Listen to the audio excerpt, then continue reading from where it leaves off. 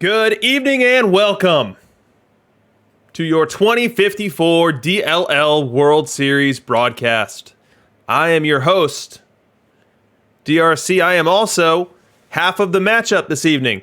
You see, my Naperville Nomads have wandered their way back into the World Series, and I will be facing off with T-Chuck's Delco Hoagie Mouths. A good matchup. I don't actually have a ton of memory. I'm sure that T-Chuck and I have played tons and tons of games together, but I don't really remember sharing a wild card race with him or a division race with him. So not that he's a complete mystery to me in terms of how he's going to play this game or this series, but I don't have as much experience to draw on as I do for other players. So the way that we get started on these broadcasts is to do some background. And we'll start with the Delco Hoagie Mouths. So let's pop on over to T-Chuck's team. And the first thing that I look at here is run scoring and run avoidance. So we see that T-Chuck was 11th in the league, slightly below average in run scoring. We see that he was second in the league in run avoidance. So a very defense-oriented, pitching-oriented team. You can see that with the bullpen ERA, which was tops in the league, a starter's ERA under 4. So definitely got it done with run avoidance. However, his zone rating was atrocious at a negative 18. And the defensive efficiency, also not too impressive there at a 7th best in the conference. So pitching got it done. However, it was often doing it in spite of the defense, not because of the defense. And you see some of that with the strikeouts ranking second in the league with 1,387. As we look at his home road split, 617 at home, 543 on the road. Pretty standard. 50-win home season. Nothing to cry about there. You see that he was dominant versus left-hand pitching, 31-16.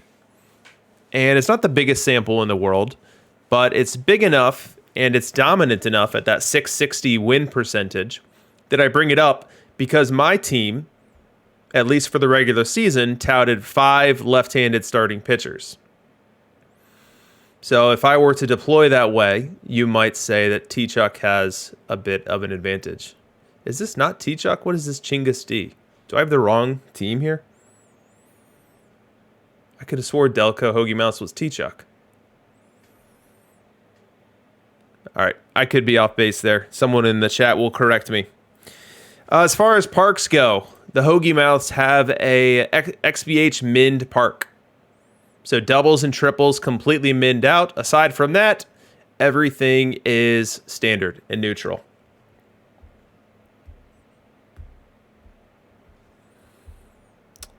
Perfect. All right.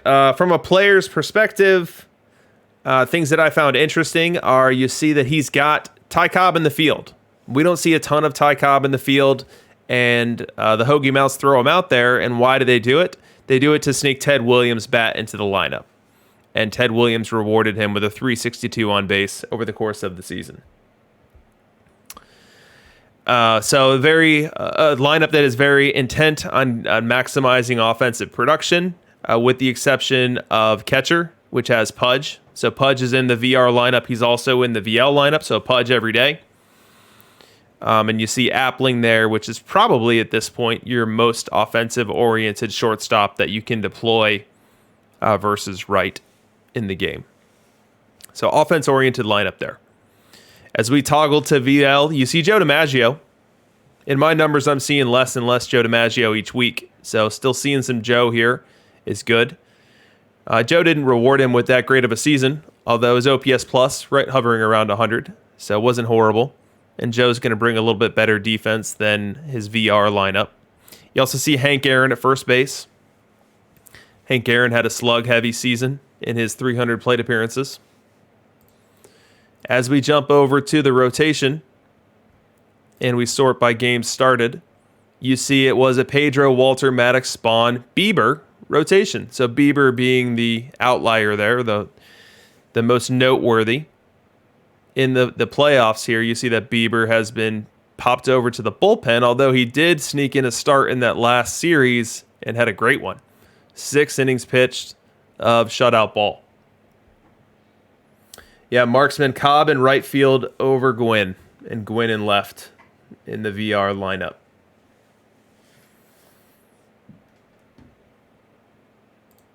Look at that smile by Bieber. He just looks happy to be here. And you know what? That kind of mirrors his card. They did a good job with that.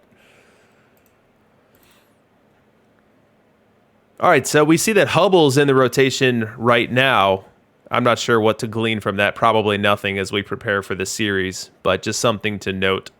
And you see that T-Chuck's alignment here with his pitchers is go middle relief with everyone, likely use your secondary role to actually determine what you want to do with them, and Hoffman as the closer. Oh, marksman catching that Gwynn is the DH versus left. That is interesting. It's a good pickup there, marksman. All right, so those are the players. Now, what is the path? How did T-Chuck get here? He won the wild card game. So he beat C-Fed in the wild card game. And we'll go round by round here. So we see that it was a 6-5 barn burner with a huge late game swing. C-Fed took 2 in the top of the 9th to unbreak a 3-3 tie, only to have Delco come back with 3 in the bottom of the 9th. Walking it off with a walk. A Tony Gwynn walk-off walk versus Red Ruffing after Roger Connor hit a run-scoring triple versus Hoffman. So some drama allowed him to escape the wild card round and jump into the division round, at which point he took 3 of 4 from Intilati to win that series. And he did so with a delayed sweep, I'll call it. Where Intilati won game 1, and then Delco went ahead and swept it from there. 3 straight wins. From there, he just found himself in another barn burner of a series, having to go 7 versus the Brookfield Timberwolves. And another 1-run win sent him on to the World Series here. So if we look at the series, you see that the series was super tight. Game 1 was a 1-run game, a 1-0 game. Game 2 was a high-scoring affair, but just a 2-run delta. 3, another 1-run game. Another 1-0 game. Game 4, a 1-run. Game 5, a pitcher's duel, ending 3-1. Game 6, another 1-run, 2-1. And then Game 7, 6-5 victory for the Hoagie Mouths as they got an early lead and were able to hold on to it. So let me get up my visual aids that we use for this. We'll pop them up.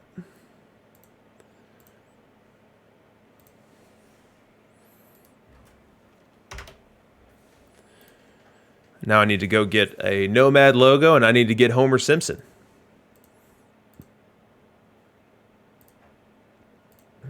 So we'll go ahead and grab Homer from here.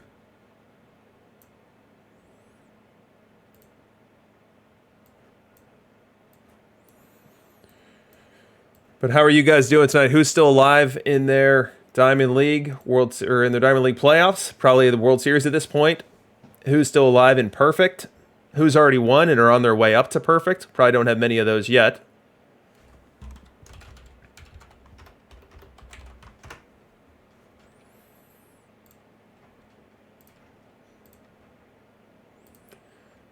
All right, pardon my progress here as I'm loading up our images.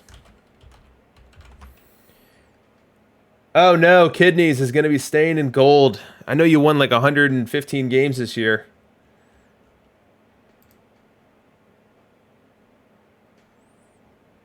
Marksman gets reverse swept in the wild card round. Brutal.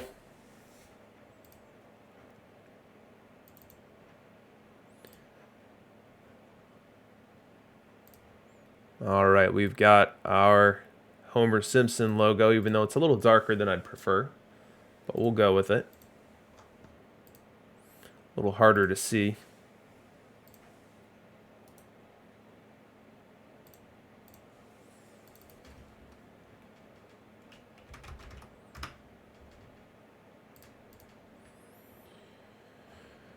All right, so that first sim is in. It's just an off day as we prepare for the series. So we've still got another 15 minutes before game one.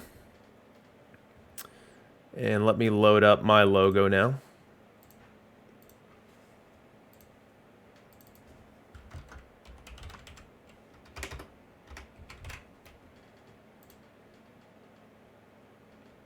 Oh, Gabagoo Luigi doesn't want to talk about his team.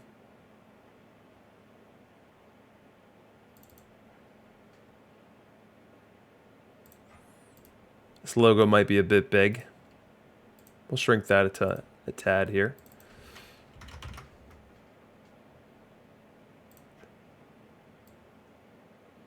There we go. It's a little hard to see.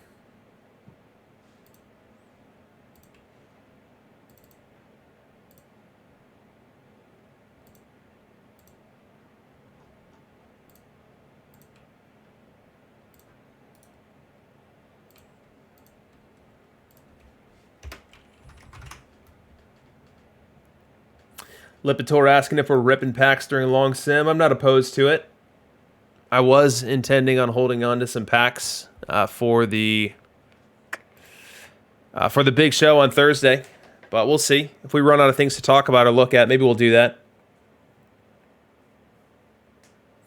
Final four in the Perfect League is Albany, Gen Xer, Michael Vick, GG, and Orson. I recognize a lot of those guys as they normally hang around here. All right, so we've talked about Delco. Let's talk about the Nomads. And actually some parting thoughts on Delco. He's a 4-time Diamond League champ, so he's no stranger to the stage here. But let's go talk about some Nomads. All right, run scoring. 6th in the league, 746. Run avoidance, 2nd. So similar to T-Chuck in that I won my games based on run avoidance more so than run scoring. However, I did so with a better defense. 2nd in the league in zone rating, 4th in the league in defensive efficiency. So a more defensive alignment, as you can see from the lineup that I'm putting out there anyway. Here's something interesting that I don't know that I've ever seen on one of these streams in the World Series. A team with an identical home and road record. 49 and 32 both ways. 605. So that's interesting. I would have thought with my lefty park and my lefty rotation over the course of 162, that would have surfaced some more wins at home than it did on the road, but alas, it did not. From a versus lefty versus righty perspective, pretty even. 612 versus left, 600 versus right. From a calendar perspective, I had a couple hot months. A real hot June, 20 and 6. A real nice August, 19 and 10. Other than that, pretty even months. No month went under 500. And T-Chuck's in the chat. No one tell him what we've been saying. No one let him know all the strategy that we've already unfolded. All right, moving over to my ballpark. It's the classic lefty cheese that I've been rocking for every season but one over the past 3 months. I know it well. I like it, and I stick with it. And so we'll be running that cheese park. Now, for the first time ever, I put George Brett in the starting lineup at third base this year. Kind of an experiment, kind of just wanting to mix it up a bit, and he led my team in OPS. So I'll throw him in there so you can see what the lineup looked like in the regular season. It was something along these lines. But yeah, George Brett in there playing every game versus right, and then Hornsby playing every game versus right at second base. So sacrificing some defense there for some overall offense. Marksman giving away the goods there. Thanks a lot, pal. Thanks a lot, buddy. I do have Ozzy on my team. So Ozzy is where I shoot for some defense there. However, I am rocking Mauer as well. And I got a good Mauer this year. A Mauer with 376 on base, spread over 400 plate appearances. That was very big for me this year. As I go versus left, I keep 3 same-side hitters in the lineup. And my middle infield looks like Ozzy at short, Jackie at second. Hornsby moves over to third. And then George Brett comes out of the lineup. From a pitching perspective, I'll go ahead and line it up like it was during the season so you can see what I was actually doing. There you go. So this is what my rotation was for the regular season. It was Spawn, Glavine, Guidry, Price, and Plank. And as you can tell from the innings pitched there, I was doing some experimentation with some hands-free pseudoing. It turned out not horrible. As you can tell from my innings pitched over here on the right side of your screen, I was getting a ton of Walter, a ton of Pedro, a ton of Maddox, and a ton of Seaver out of the pen. None of them started a game.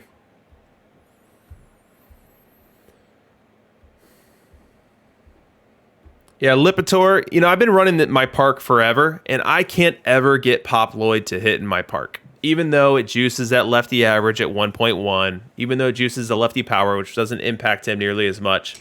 So I've got a ton of data telling me that in this extra base hit nerfed lefty park that Pop Lloyd does not hit. And so I don't run him anymore.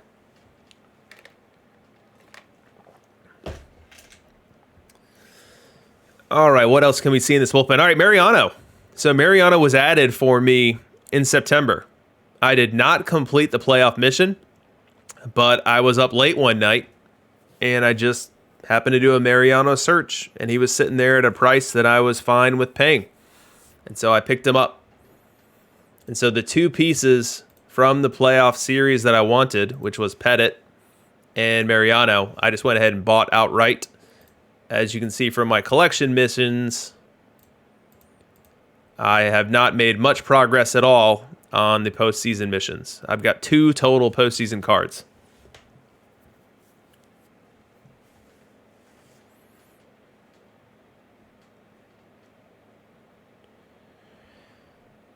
Yeah, Lipitor asking if I leave those guys as none specified. No, I'm going to give them a roll. I'm going to darken the screen here in a second and then actually build a plan for how I'm going to do that after we get through the preview. All right, let's quickly get done with that so I have some time to do that. From a bullpen ideology perspective, you see that the entire back end of my pen is high stuff. So it's Mariano, Hoffman, Fingers, and I think this is one of the deviations that I take from other people that I really like. And I might have said high stuff. I meant high control. I really like high control late in games when I've got my defensive replacements in there. And I know Raleigh Fingers is going to give up more contact than a Bob Feller, but he's not going to walk anyone. So someone's going to have to earn their way on. So that's something that is just something that I believe in, and that's something I do. So you won't ever catch me with a Feller or a really high stuff, questionable control guy late in games. And then Marksman asking to show Pop's career stats. Is there an easy way to do that? I guess we can just jump to roster management. I'm sure he's still here. Yep. Pop. All right, so here's Pop in my stadium. So every single one of these lines here is that same stadium. So I got one season where he sneaked above 716 on the OPS, and it was a really small sample. Other than that, it was a ton of trash with the bat.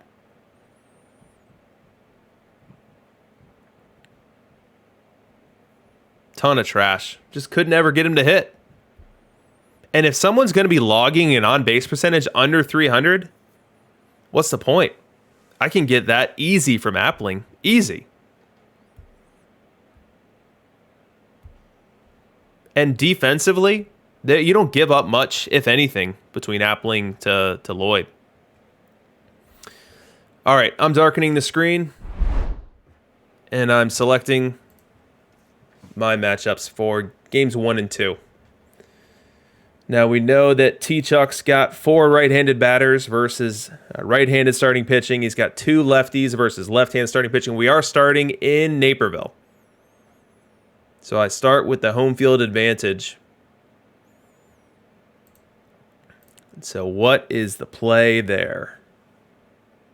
A lot of snowflakes in my rotation. I've got Raleigh Fingers, Guidry, and Plank all showing as icy cold. That's never good. That's never good.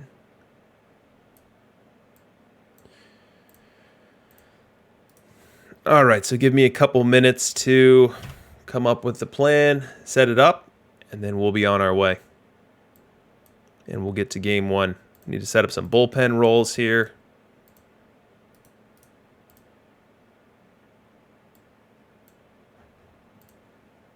Four minutes to the sim.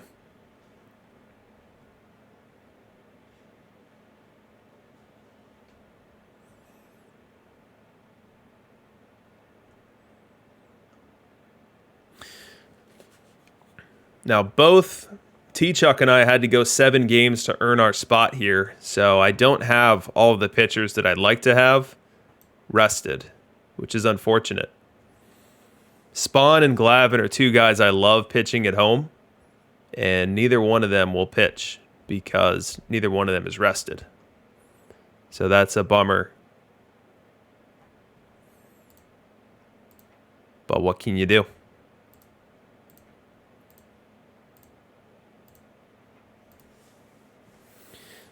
Oh no, Chuck's still here. So first I'm going to start with Spawn. I'm actually going to run a pseudo with Spawn to Glavin. Get a little same side stuff boost. Someone time him out.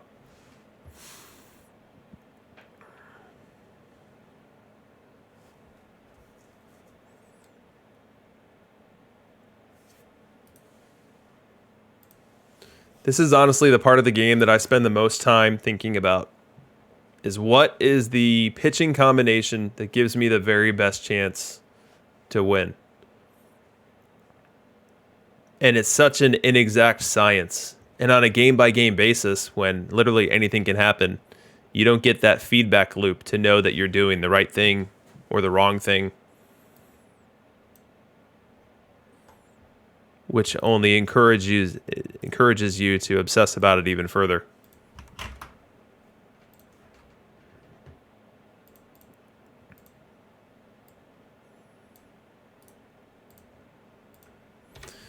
All right, I've decided on a starter for game 1.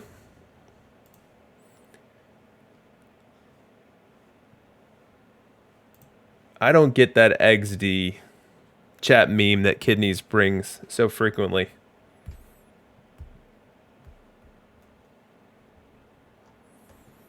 But I don't get half the stuff that Kidneys does anyway. He's a loose cannon. You can't trust him.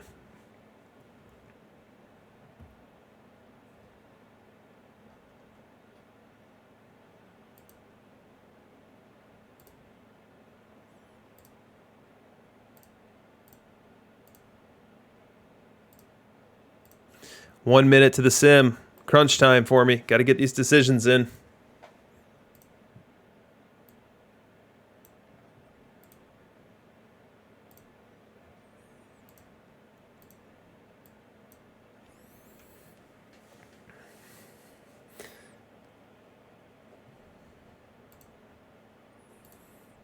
I guess I'm a boomer if I didn't know that XD equals XD. Honestly, XD is not a shorthand that I use frequently in my chat anyway. Because I'm a boomer.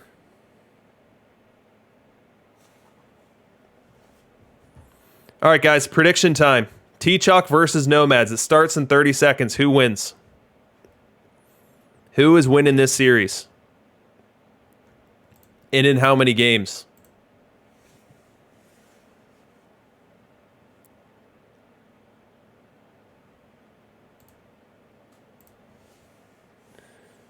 Nomads in 6, says Marksman. Gabagoo's going with me in 5.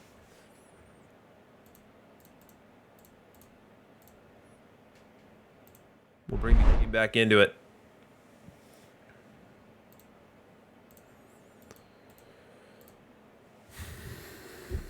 T-Chuck in 7, says Lipitor Kid. You're fired. Chuck is sticking with his Chuck buddy. Delco in 7. Chuck's got to stick together.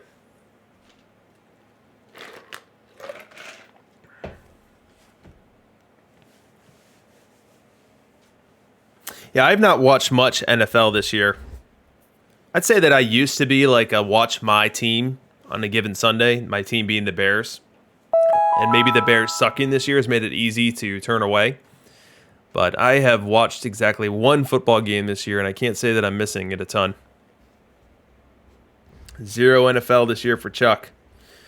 All right, guys, game 1. 2054 DLL World Series, and we are underway. We are going to start with Walter Johnson on the hill for the Naperville Nomads. Walter Johnson? Who saw that coming? So we'll set up the configurator, the matchup analyzer for Walter Johnson, the starter, as we look at Chuck's lineup. Look at all those lefties. Gwynn, Cobb, Williams, Speaker, Connor, Brett, Maurer. 7 lefties and Ozzie Smith facing Walter Johnson for however long Walter Johnson stays in this game. We'll start the game with Tony Gwynn. Game time temperature is 70 degrees. First pitch to Gwynn is a liner into right field and a leadoff hit for Tony Gwynn. Now remember, kids, this is a lefty cheese park, which means we favor the left-handed batter here, and we've already gone to Greg Maddux here in the first. We've already seen the AI botch my pseudo opener. Walter Johnson came on and let Gwynn, Cobb, and Ted Williams reach, and now the coach has gone to Maddux instead of the intended David Price. What could go wrong now? The pitch lines it into the left center field gap, and that's going all the way to the wall. 1 run will score, 2 runs will score. Here comes the third. He's going to hold it third. First 4 batters of the game have reached for T-Chuck. Looks like the Delco Hoagie Mouths leave the first inning with 3 runs. And we now go bottom 2, and it's time for the Nomads to rally. They will do so with Roger Connor at the plate, facing a rested Warren Spahn. 2 on and 1 out. The pitch. Lines it to third. Diving catch. Diving catch made by George Brett. No, it was made by Rogers Hornsby. What a play to end the threat. Now we go to the third. Maddux still in the game against the coach's wishes. He's got 1 away, and he's facing Tris Speaker, and he rams one to the right center field gap. Speaker's got extra bases. He'll hit touch second, and he's not slowing down a bit. He'll head to third with a sliding triple with 1 out here in the third. Fabic chastising me for pseudoing. We go bottom 3 now as that Delco run did not score. We've got Ozzie on first with a leadoff something, and Ricky Henderson the next batter up. He'll take the 3-0 count and walk. And so Spahn finding himself in a touch of trouble. He'll face Rogers Hornsby here, and not a bad opportunity for us to get our first good use of the matchup analyzer. So what we'll do is we'll grab Warren Spahn versus right, and we'll grab Rogers Hornsby versus left. Advantage Hornsby here. You see that Warren Spahn does not strike out many versus right. Gives up the long ball quite a bit, while Hornsby is as green as a Christmas tree there in the bottom right corner. 309, 389, and 545 on the triple slash. 0-2 count the pitch. Grounded to first, fielded, touches the bag, and that'll be the only out that he gets. Runners both advance. That brings up Tony Gwynn which will allow us to toggle Spawn over to versus left and drop down a bit to Tony Gwynn versus left as well. Gwynn carries a high average versus left, but the rest of his numbers all take a dive. He's worked a 3-0 count on Spawn, though. The pitch. He walks him, and now they're loaded. They're loaded for Willie Mays. Willie Mays does his best work versus left-hand pitching, as you see in the bottom right corner. 268, 361, 491 on the slash. A 18.58 positive bat value. Full count here and the opportunity to bring Naperville right back into this game. Spawn comes set and delivers. Little dinker, fielded by the pitcher, goes home, gets one to first, not in time. Lead runner was retired, though, keeping the Nomads off the board and giving Delco an opportunity to escape the trouble if they can get past a Ty Cobb right here. 1-2 count on Cobb. Bases loaded. The pitch. Swing and a miss. Strike three. The Nomads come away in the third with nothing. We now jump to the bottom of the fourth, and the Nomadic problem has only been exacerbated as they now trail 6-1. It's the bottom of the fourth, though, and they've got 2 on and 1 away for Ricky Henderson. The pitch. He walked him. Spawn, normally very good with control, has offered up many bases on balls today. Will it hurt him? We'll find out with Rogers Hornsby at the plate, down 0-2 in the count. The pitch. Strike three called. Spawn has become a modern-day Bob Feller. Walks and strikeouts. And now we've got Tony Gwynn at the plate, 1-2 or 1-1 count. Little looper, right side, first baseman there, and the Nomads walk away with 3 more left on base in the fourth. We go to the fifth. Can the Nomads find a way to get back into striking distance here? They'll start with Willie Mays, and he cranks one. That one's out of here. Still down 4 runs, but we'll give you some fireworks just cause. Can't even hear him. I don't know where my fireworks are. My fireworks are missing. Maybe they don't allow them when you're down 4 runs. We now jump to the 8th. Nomads trying to keep it at just 4. Price versus Cobb, and Cobb cranks that one. You can forget about it. 6-2 to 8-2 in short order. And the Hoagie Mouths are on the doorstep of a victory here in Game 1. Feller on to close it off. And he strikes out Cobb to get it. 1-0 series lead for the Hoagie Mouths as they come into Naperville Nomad Stadium and show the Nomadians what's up. As we look at the box score, we see that Delco's Spawn had a great game. 6 innings pitched, 2 earned, even in spite of his 5 walks that he was able to dance around. And then Feller came in and just closed the door for a 3-inning save. On the Nomad side of the house, Walter Johnson was a train wreck, threw 7 pitches, allowing 3 hits.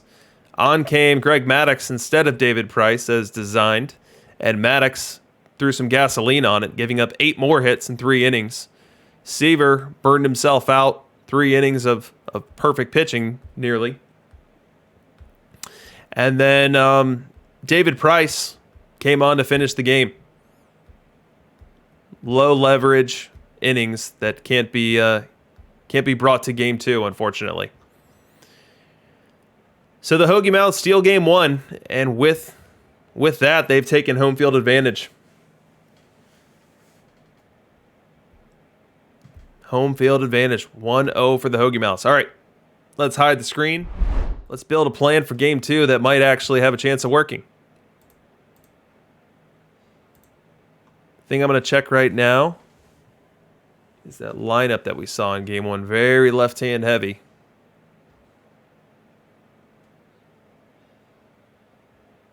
As Walter Johnson was on the hill.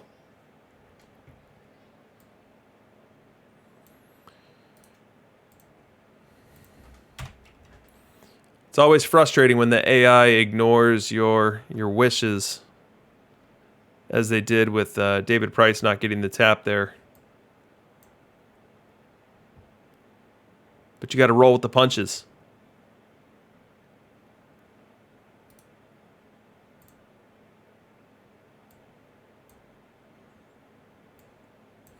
All right, so I'm moving some pitchers around here in my pen.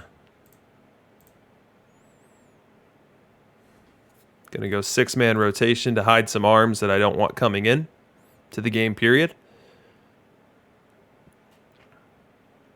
Giving the AI less options to screw up.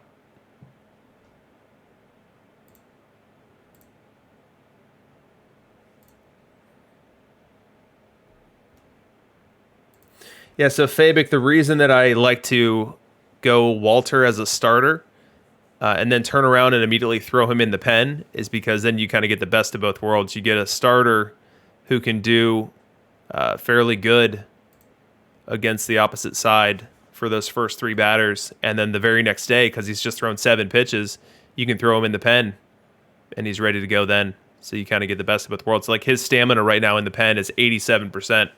So when it works well, you've gotten a good pseudo, and then in game 2, you've got one of your best pen arms there, and you can do whatever you want with him. You could follow with him in game 2.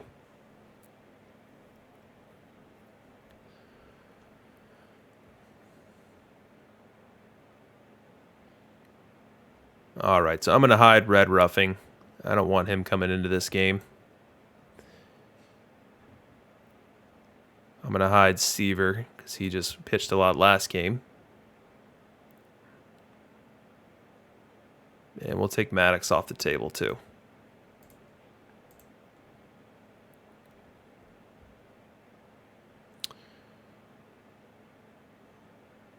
And then we'll do some forced benching on guys I'd prefer not to come in, but if it becomes a 21-inning affair, I'm okay with it.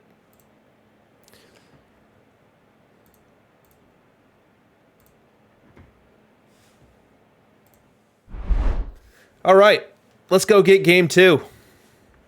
Let's see what Chuck's showing. Chuck says that he's bringing Ron Guidry. Let's see what Ron Guidry's been looking like in Perfect League. Here's Guidry as a starter. 4.54 FIP. I mean, look at the sample here. We've got 12 innings of Guidry the starter, and I'll bet you that those 12 might just be innings of me using him as a pseudo.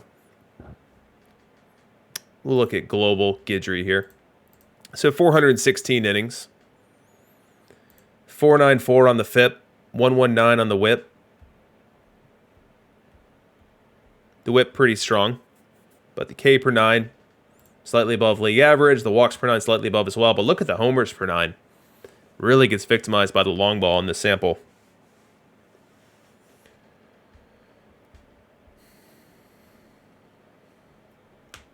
T-Chuck looking at complete game forcing this route with Guidry. We'll see if it happens.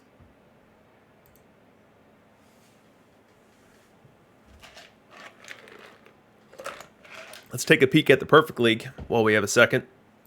See what the latest there is.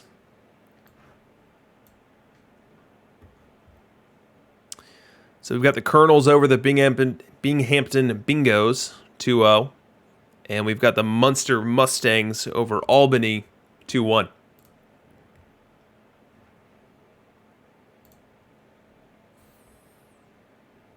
Hey, what's going on, Gen Xer? Let's go ahead and move Homer Simpson up where he belongs as the rightful winner of Game 1.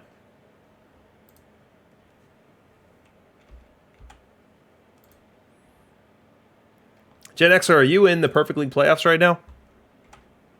Which team are you, if you are?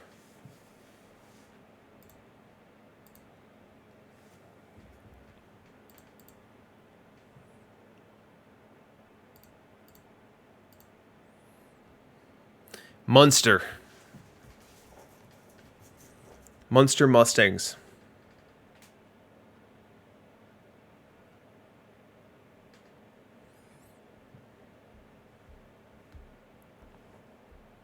All right, 30 seconds to the sim here.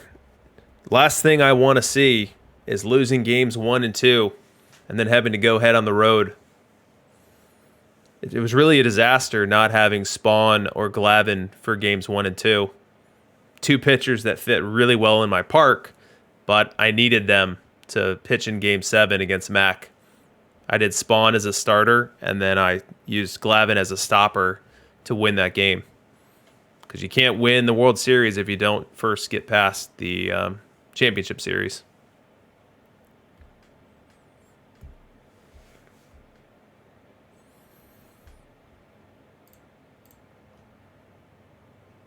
And we're simming. Decisions are locked. T-Chuck, who knows what he's throwing at me.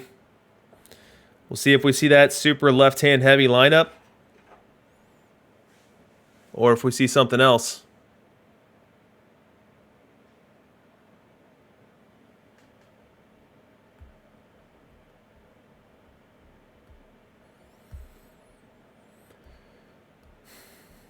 I mean, it's hard getting through the DLL playoffs. I mean, look at this lineup here and find a bad team. Find a team that doesn't have a full slate of face the franchise players and a handful of the new stuff that we've seen come out since. It's just a tough slog.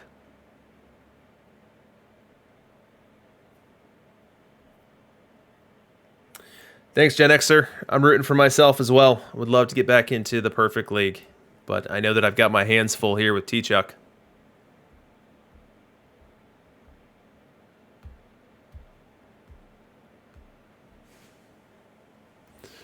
Here we go, game 2.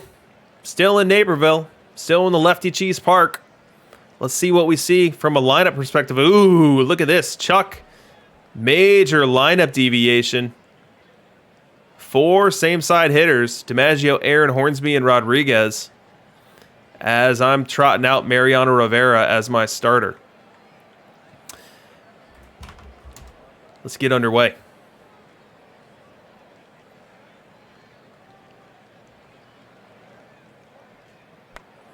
We'll start the game off with another base hit, just like we did last game. Walter Johnson got murdered in the first in game 1. But looks like nothing came of that hit in the first, and we now go bottom 1.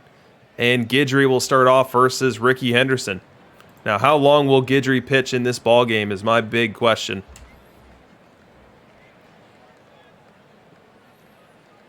Two count to Ricky the pitch. That ball belted! Deep left field! Did he do it? He did! Ricky Henderson with another leadoff home run. The hallmark of his career, in addition to those billion stolen bases. He gives the Nomads a 1-0 lead. Hey, thanks for the follow, Tommy Hoogie. Now we're in the top of the second, and look at that. We've got Tommy Glavin on the mound for Naperville. So it was a Mariano to Tommy pseudo, and the AI did what it was asked to do, which is nice to see. And Glavin pitches to Ozzie Smith here in the top of the second. Smith loops it to right, and that's a base hit. The runner will head around third. He's going to try to score. Not in time. Hornsby slides in around the tag, and Delco ties the game. But not so fast. The Naperville Nomads are right back on the attack. Here in the bottom of the third inning, we've got Guidry on the mound, and we're definitely using our matchup analyzer for this one. Guidry on the mound facing a frothed up Rogers Hornsby. Looking at this matchup. Dying for this matchup. We see Guidry's rocking a 6+ FIP versus right. And even though we're in a lefty depressed park, or a lefty juiced park and righty depressed park, I think I love this matchup for Mr. Hornsby. They're loaded with nobody out. The wind and the pitch. Loop to left. Should be playable. Runner will tag. Ball caught. He's going to try to score. Safe. And the Nomads unbreak the 1-1 tie, making it 2-1. That's going to bring up the next hitter, Tony Gwynn. We'll go ahead and tick Guidry's split analyzer to versus left, and we'll pull up Tony's versus left as well. A much better matchup for the Delco Hoagie Mouths here. But Guidry's behind in the count, 1-0. The pitch.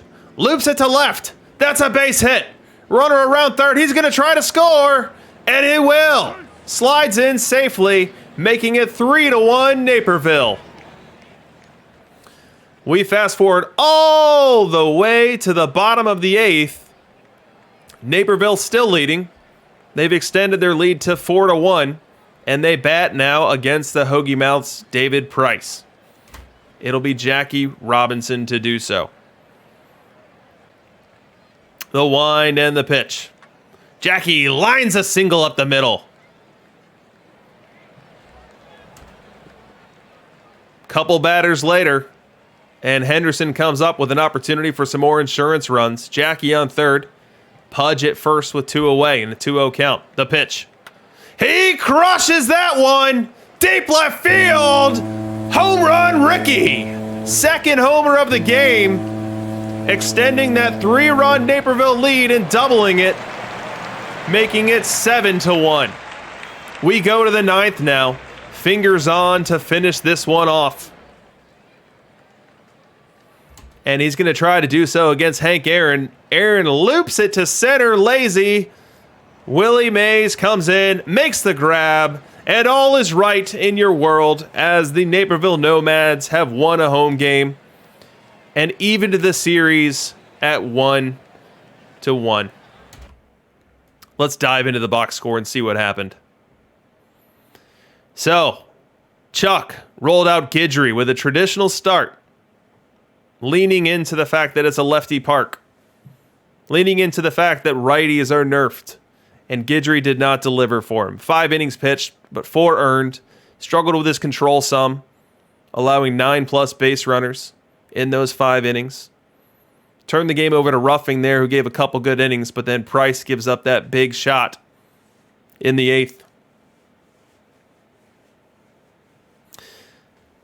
On the Naperville side, we see Mariano started the game, gave up that single, as we saw on the highlight, but then retired the next 2 batters. And then Tommy Glavin was able to come in.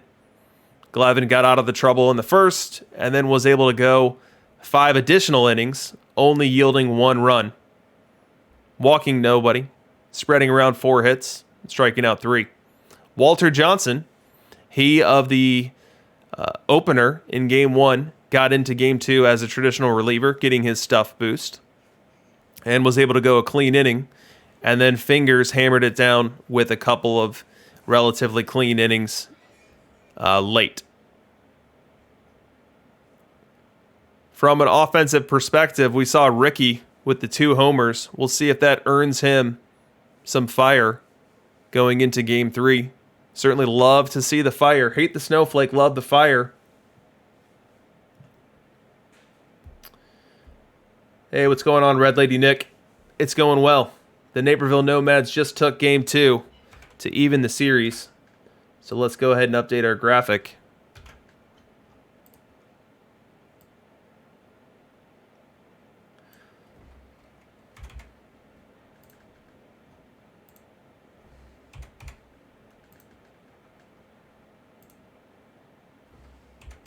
Certainly glad not having to go to Delco down 0-2.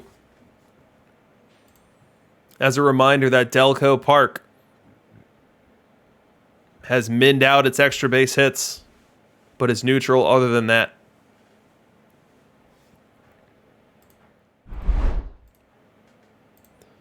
So as I look at my rotation, as I look at my rest situation here, I'm going to have a lot of options afforded to me.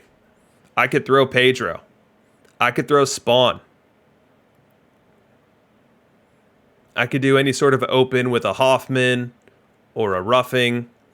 And the next sim is going to be a rest day. And getting that rest day will open up some more options as well. I'm going to go ahead and move Mariano back into the pen, back into the closer role. Get Hoffman out of the closer role back into setup. Toggle that.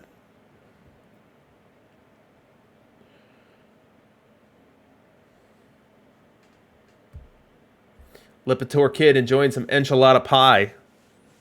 I missed out on a meaningful lunch today, and I could certainly use it right now. Maybe Walnut can send me a pizza. Yeah, this to Walnut's point there, you're getting a live view at some pseudo micro cheese. Although I will say, I did no micro this entire season. I pseudoed a ton, but no micro. And of course, I play in a cheese park. So I did the pseudo micro cheese, but I held the micro this season.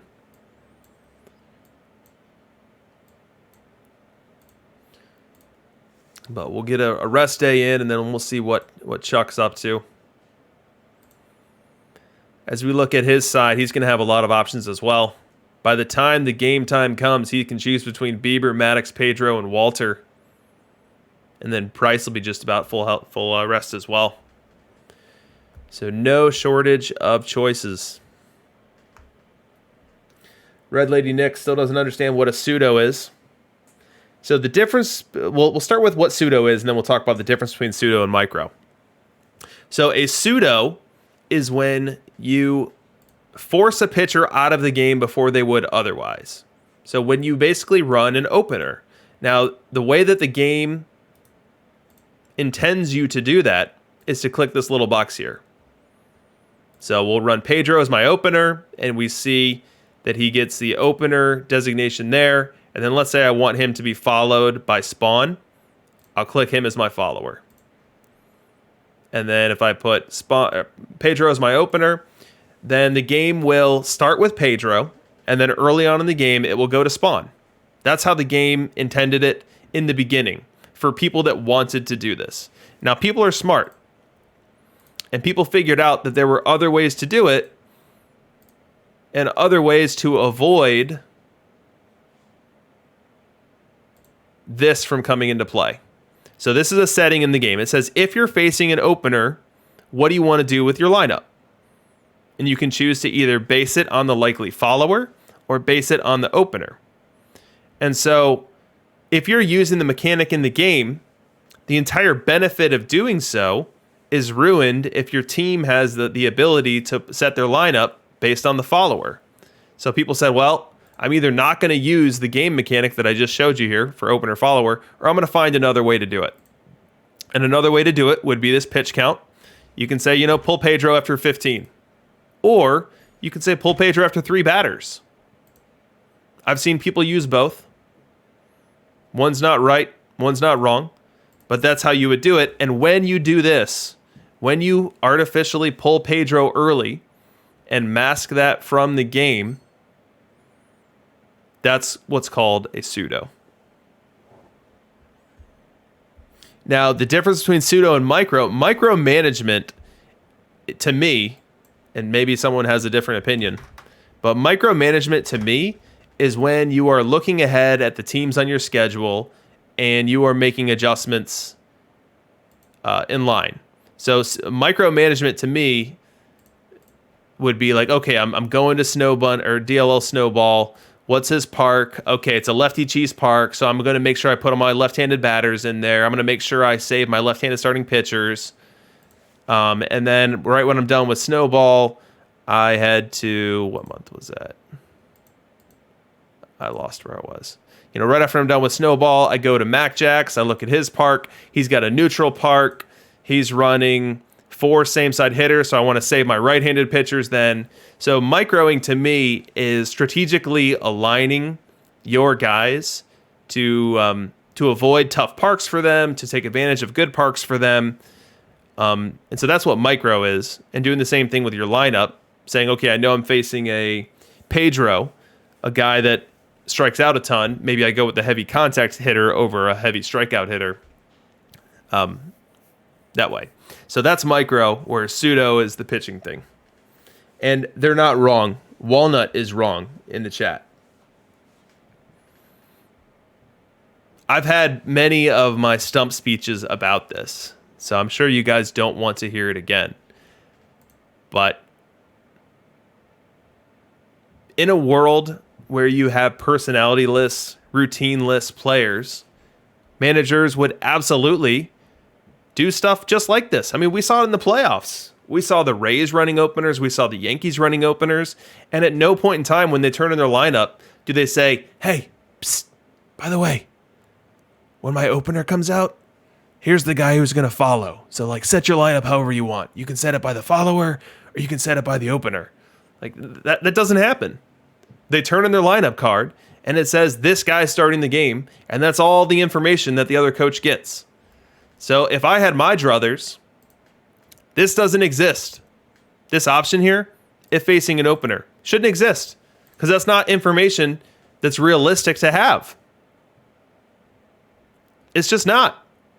And what if you take that out of the game, then people will go ahead and use the game mechanic.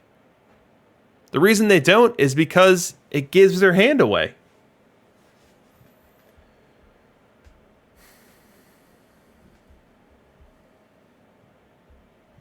Yeah, Fabic, you're right. The reason I didn't micro is I was doing an experiment this year. I was experimenting to see if you could do touch-free pseudo.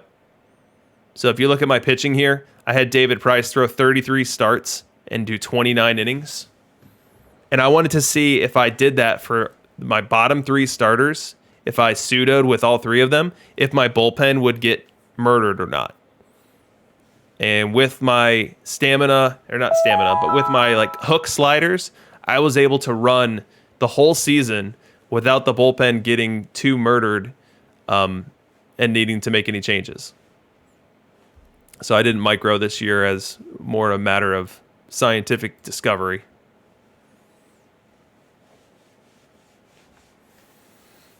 Yeah, I did struggle with Not Walnut. I think I lost a series to Not Walnut this season, which was very embarrassing because let's take a look at where Not Walnut landed. 29 and 133. The old 179 win percentage. A negative 500 run differential. And that team took a series off me. I should be relegated for that. Brutal, brutal, brutal. All right. Let me set my lineup for the day. Spawn or Pedro, Spawn or Pedro, Spawn or Pedro.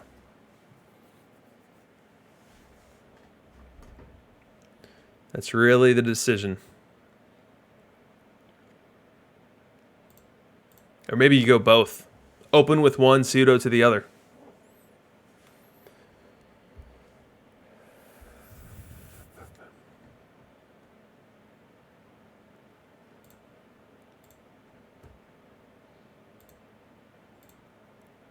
So one of the things that I look at when deciding what to do is how many same side hitters my opponent has. Now, T-Chuck has been changing his lineup every game, so I can't exactly do that at this point because he's actively managing.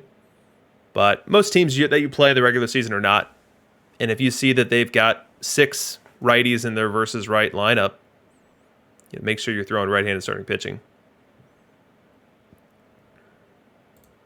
So T-Chuck's stock alignment is 4 same-side hitters versus right, and then 2 same-side hitters versus left. But we haven't seen his stock alignment yet.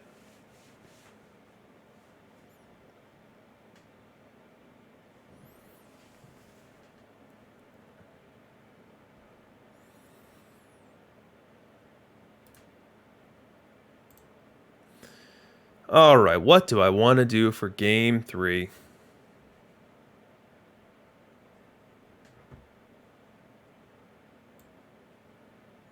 I think I've made my decision.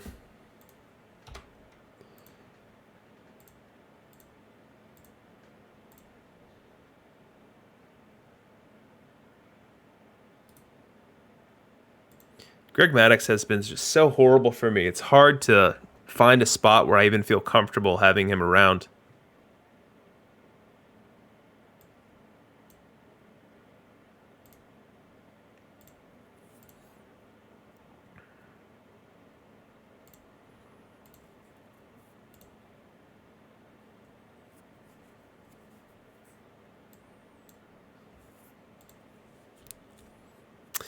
Yeah, so I think I see some discussion in the chat about balanced lineups. I think that's where I'd love to see the game end up, where you have balanced lineups, and balanced lineups are actually the profitable way to win.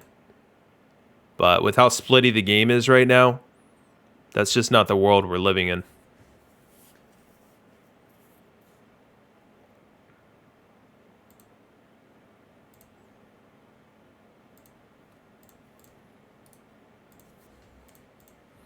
And by splitty the game is, I mean how dominant right-hand pitchers are versus right-hand hitters, and how dominant left-hand pitchers are versus left-hand hitters.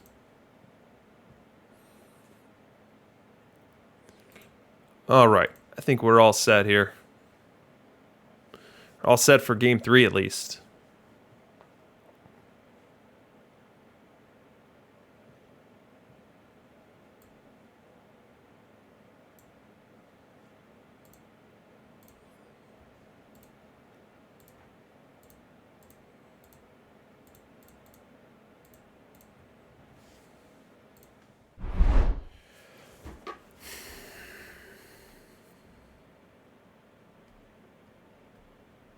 Yeah, Gen Xer, I'd agree with you that a powerful switch hitting card would be really close to overpower very quickly because they never get to face the boost that the pitcher gets because they're always on that pitcher's offhand.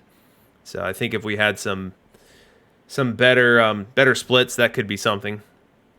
Right now, the only switch hitter that you're going to see is Ozzie Smith in there.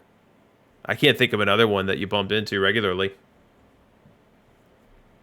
But yeah, the mantle cards that we have can't play. I mean, who should be that elite switch hitter? Mantle? Or is it someone else? Who would be the one you want? Reigns? That Reigns card was different.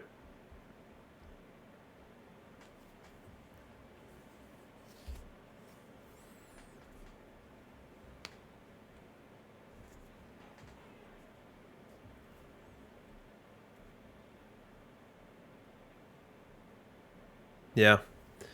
I think we might just be in line for another Rose card before this cycle's done. I wouldn't be surprised in the least.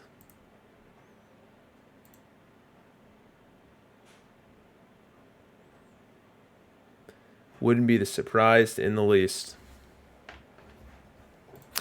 I got to tell you guys how cool it was playing Mac Jax in the championship series. Someone that I talk to a lot, someone that I hold in very high esteem. With regards to his ability to play the game and play the matchups. Finding a way to come out when the dust settled as the winner of that series was really cool.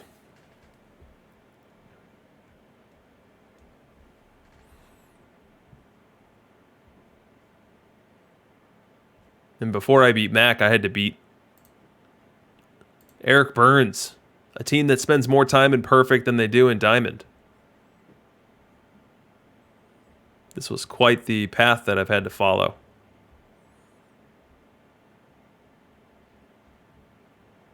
Look at this run here that Eric Burns had.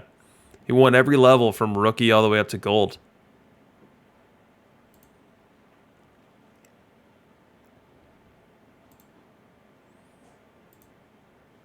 Let's check in on Perfect League.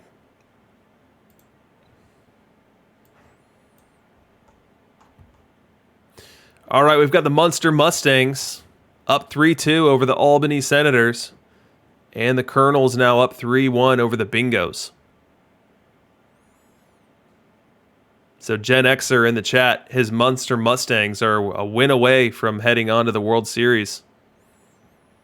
Good luck to you, man.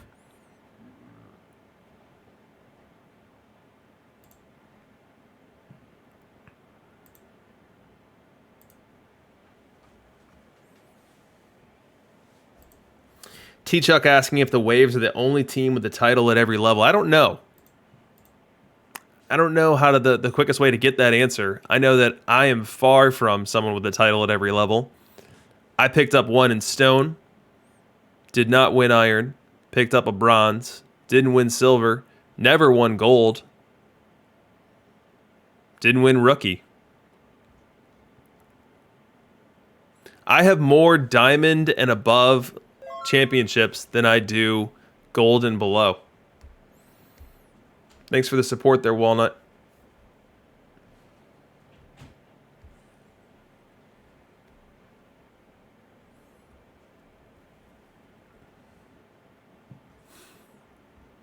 Yeah, I had a hell of a time winning those. I'm sure part of it was me not knowing how to play the game yet and set up a lineup that was optimized for the playoffs.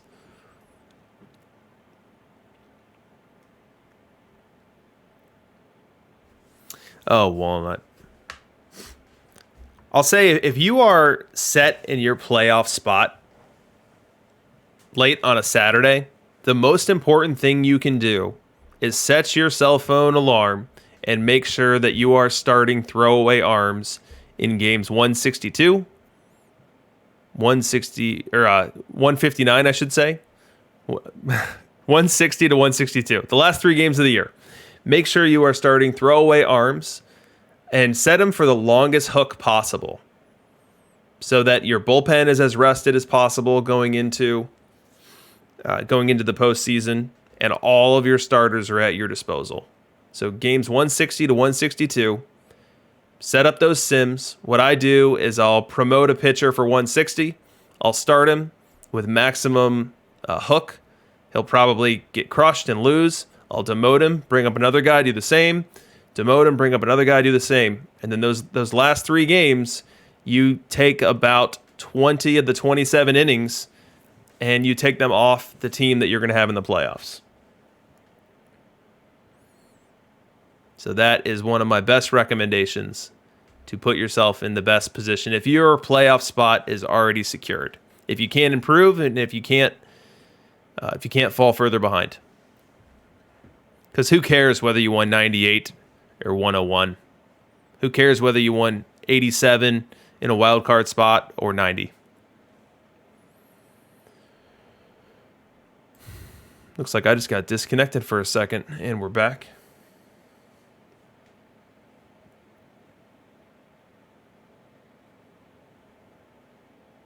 Wow, Omaha Skeeters picking up titles in every level.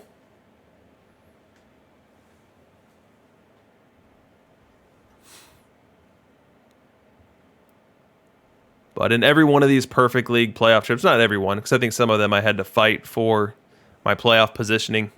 But really, especially in the Perfect League, where there is no advantage to any playoff spot at 16 equal alignments, and really just you're facing different quality teams in terms of their regular season wins.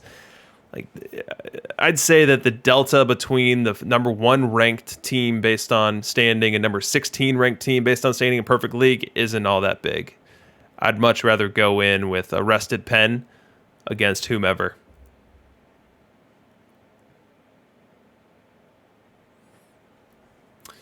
Three minutes to our Game 3 sim. What is Chuck going to throw at me?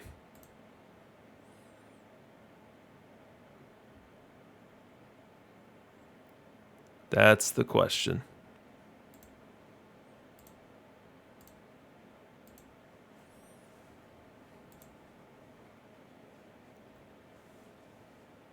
Now, let's remember when Walnut was facing...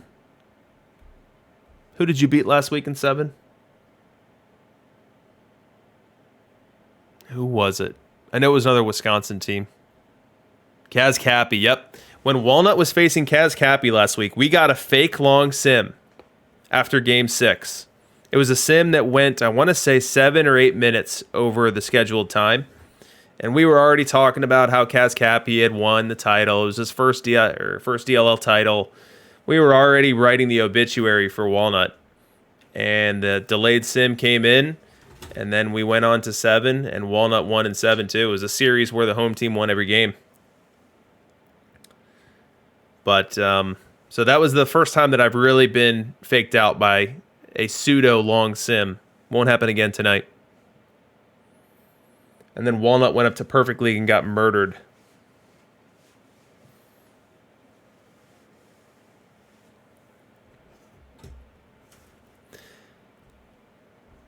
But you got to hang out in the Perfect League Discord chat. So that's a win.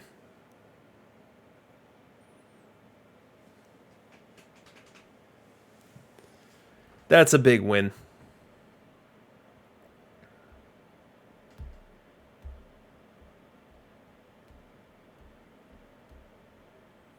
Yeah, and then I think it was Love the Cubs that made that logo, Walnut. Do I have that right?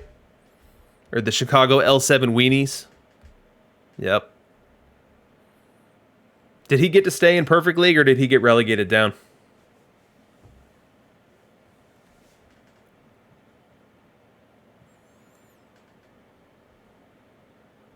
Uh-oh, Fabic in trouble. Turned a 2-0 advantage into a 2-3 deficit against the Rumblefish. Road team won all 5 so far. Sounds like Chicago L7 Weenies heading back down to Diamond.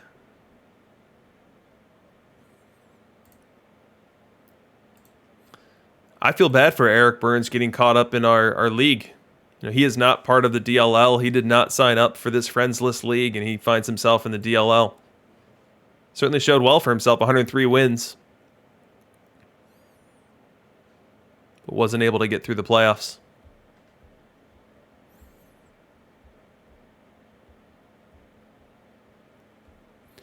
All right, we are simming, and when it returns, we'll have Game 3, which will be the first game in Hoagie Mouth Stadium.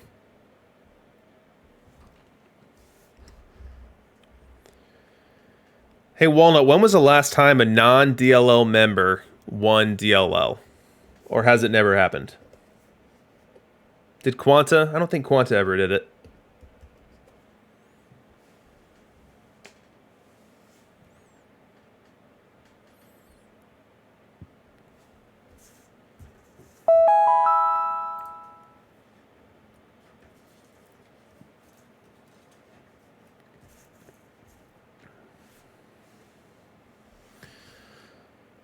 Here we go. Game 3. Can you call it a pivotal Game 3 when it's 1-1? I don't think you really should, but you probably could. All right, so Delco throwing out Pedro. As we look at the Delco lineup, we see 5 same-side hitters. And as we look at mine, we see 2 same-side hitters with Hornsby and Mays. Let's get started. We start with Ty Cobb. He bunts it. He's going to try to beat it out. He looks kind of slow. He'll not in time. Oh, shoot. The throw is in time. I thought Cobb would beat that out. It looked like he was running with a broken leg. All right, we fast forward to the bottom of the third. We see Pedro in the game for the Nomads, and he's got himself into a bit of trouble here. Tony Gwynn on third, Jackie on first, and facing Roger Connor. Good time for the matchup analyzer to tell us what to expect with this matchup here. Pedro versus left. And Roger Connor versus right. You'd say advantage goes to the hitter here. Roger, very high OBP. Good bat value versus right. And Pedro versus left, definitely his weak side. But he does still do a good job of keeping the home runs down. 2-1 count on Connor. The pitch. Runner's going to try to steal second. Throw down. Not in time. Now runners are on second and third. For Connor. 3-1 count. Gwynn on deck. The pitch. He walked him. That's going to bring up Gwynn with the bases loaded. Oh, sorry. Brings up Cobb with the bases loaded. And as we see from your graphic in the bottom right, Ty Cobb is devastating to right-hand pitching. A 298, 382, 497 triple slash line. Positive, extremely positive bat value. And he's got a chance to put the Hoagie Mouse on the board here. 0-1 count the pitch. Grounder to second, fielded and across. And the Nomads escape trouble here in the third. We now go to the fifth. It's Nomad time, and George Brett will try to start things off. He's one away, and he's got a full count on him. Pedro winds and delivers, and George Brett gets into one. He hits it deep to right. That ball's out of here! George Brett with a 421-foot home run to right field to give the Nomads a 1-0 lead here in the fifth. We're still in the fifth. Pedro fighting it, trying to escape the inning. And the matchup that we had set up for our prior inning is applicable here as Pedro faces the Nomad Cobb. 1-0 count, the pitch. Cobb crushes that one! Way back! That's an upper decker! Ty Cobb plays long ball and extends the Nomad lead to 4. We now fast forward all the way to the bottom of the 8th. The Nomads have added an additional run, making it 5-0. We also just got a glimpse of the Hoagie Mouse faithful booing their home team here as they trail 5-0 in this Game 3 of the World Series. Pedro still on the mound for the Nomads, and he's trying to work around to lead off Tony Gwynn on second base. He faces Jackie Robinson. The pitch to Jackie. He walked him. 5-run lead. How much rope will the AI give him? And that answers our question right there. He's gone. Pedro's out of the game. And in comes Trevor Hoffman. It's a big lead, but it's not an insurmountable lead. And so we'll take a look at some Trevor Hoffman versus left. And we'll contextualize that with some Roger Connor versus right. You see Hoffman still with strong numbers. Below perfect league average FIP, below perfect league average whip, and walks per 9, and homers per 9, even versus weak side here. Definitely one of the best pitchers in the game. 1-2 count here on Connor. 5-0 lead for the Nomads. The pitch. Little dinker. Pitcher fields it. Goes to second. Gets one across the first. Double play. A clutch double play by the Nomad defense. Started by Trevor Hoffman on the mound, and he escapes the 8th with no more trouble. We go to the 9th. Hoffman, an out away from polishing off a W here in Game 3. The pitch. Little dinker. Shortstop back, and he's got it. That's a 5-0 shutout for the Naperville Nomads against T-Chuck's Hoagie Mouths. Let's go to the box. What did we just see? On the Delco side, we saw Pedro with an okay outing. We saw him with 6 1/3, 4 earned runs. Gave up 2 homers. That was really the big bugaboo for him in this one. After he left the game, Ruffing came in, gave him a couple good outs, and then Feller came in, only yielding 1 more. Hubble finishing off the game. On the Naperville side, we see Eddie Plank with some pseudo micro cheese, as Plank went 3 batters and did not give up any runs. Looks like he must have hit a batter because we don't see a walk or a hit there. So he goes 3 batters, and then Pedro comes in and really pitched around trouble. So Pedro didn't give up any runs in 6 1/3 innings in relief, but he did yield 8 base runners, 5 hits and 3 walks, and didn't strike out a batter an inning. So Pedro danced around some trouble, but was able to get out of it. And then Hoffman came on to slam the door. Now, the good news for the Nomads is that you play 3 games in a row here, and you need to try to win 3 games in a row.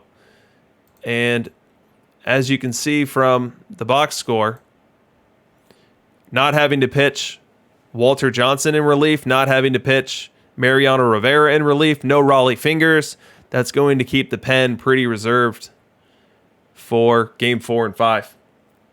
So I'm feeling good about this. From an offensive perspective, the big blows were that Ty Cobb 3-run homer in the 5th. But we won't forget the George Brett solo shot in the 5th as well. I don't think I've got any fire going. Nope, no fire, no icicles on offense for me. Let's see if Chuck's got any. No fire, no icicles. We're playing it straight.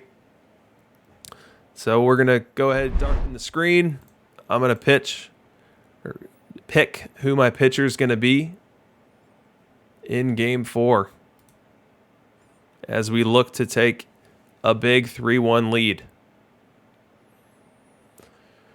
My options here, I've got Guidry 100%, Red Ruffing 100%, Spawn 100%, Walter Johnson 93, so he could go. David Price 93.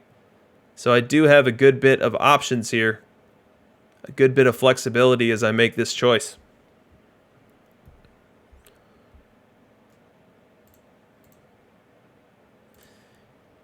In that game, I believe we saw Chuck's stock VL lineup. Maybe not. No, his stock VL lineup has only 2 left-handed batters, and we saw a ton more than that. He had Gwynn, Connor, Cobb, Speaker. So that's 4 of them.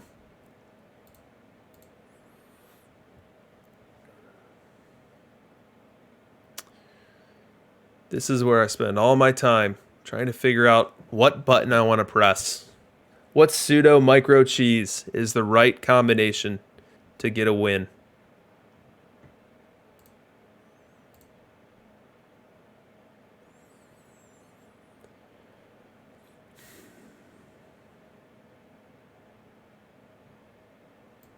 One thing I will do is move Eddie Plank back to my bullpen. So he did his job. He opened that game through 3 batters, and now he can be out there as a left-handed specialist in the bullpen. I do have 3 icicles in my pen: Fingers, Guidry, and Plank.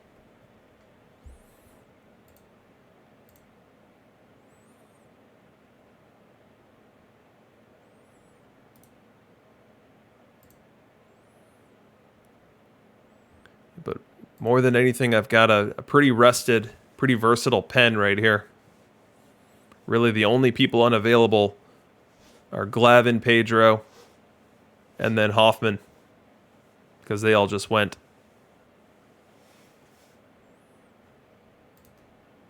So just because everyone's rested doesn't mean I'm going to throw them all in the pen.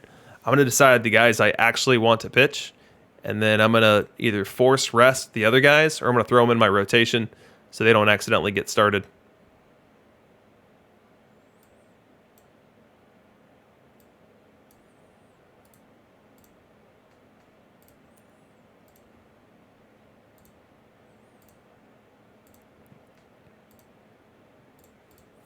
All right, I think we're ready.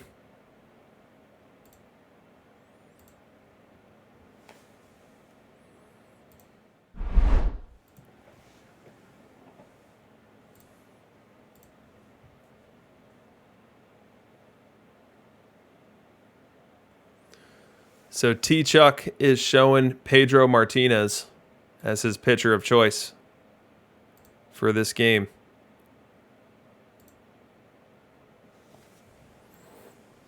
Normally people don't mess with their Pedros, but we could be surprised. We'll go ahead and update our graphic to give me game 3.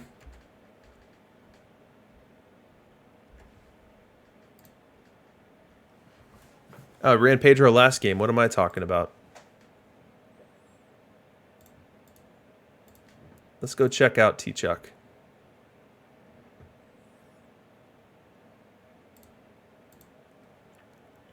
All right, so Maddox and Bieber are rested. The pen is actually pretty tired, all things considered. But Walter Johnson's out there. He's got full stamina. So Johnson and Hoffman. So as long as he doesn't get a horrible outing from whoever the starter is, Johnson and Hoffman can close off any game. And then Hubble's there if he's needed for something short. So I expect to see either Maddox or Bieber. Probably Maddox. But he is showing Bieber. Let's look at Bieber's splits real quick. I don't recall really playing many Biebers. So pretty neutral. Slightly more stuff, slightly more move, slightly more control for same side. But not too different. That's a ton of stuff he's got there. 153 as a starter. That's huge. As we look at Chuck's options, given that there are no rested lefties, with the exception of Hubble, and Hubble is a reverse splits lefty, he's really kind of forced into a traditional start here. Not saying that he wants to do anything different, but if he did, having a tired Guidry, although Price could do it. If you move Price's position here from starting pitcher to reliever, he'd be 100%. So he could do something funky with Price if he wanted to. 1 minute to the sim.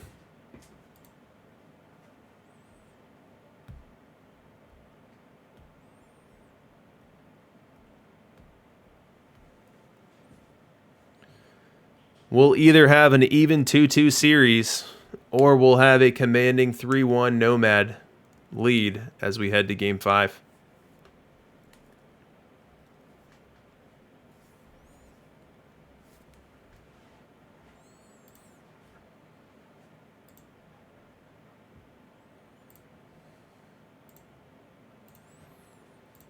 So if we do get Shane Bieber, let me see what I have in here. I might not have much because I have not uploaded my data yet from today. Yeah, I'm missing any Bieber, unfortunately. But we can take a look at Greg Maddux.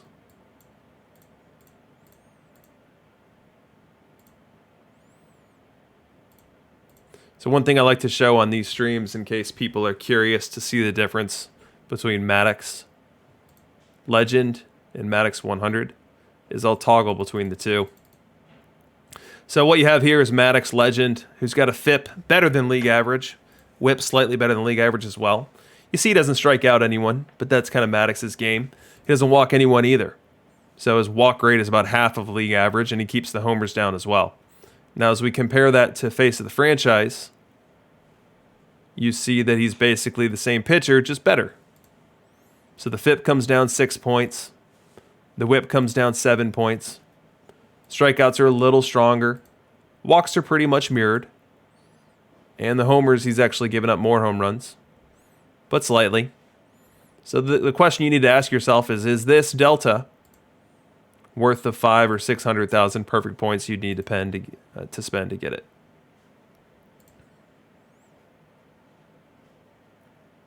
No way 77 down 0-2 in his series with 3 home games coming up. Critical moment indeed. Sim is in. Let's go do game 4.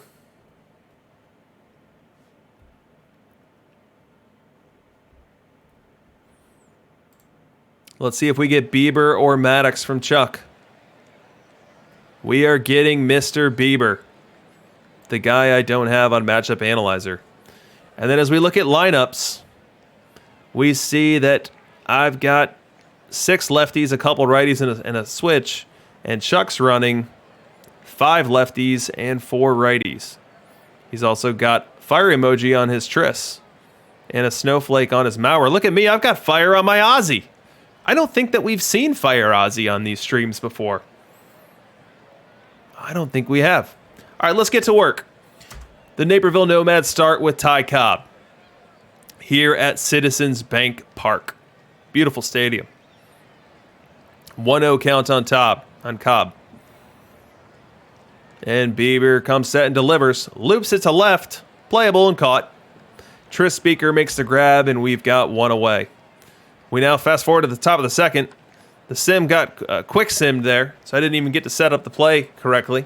But it's a little looper in the infield, a little infield fly. Appling comes in and makes the grab.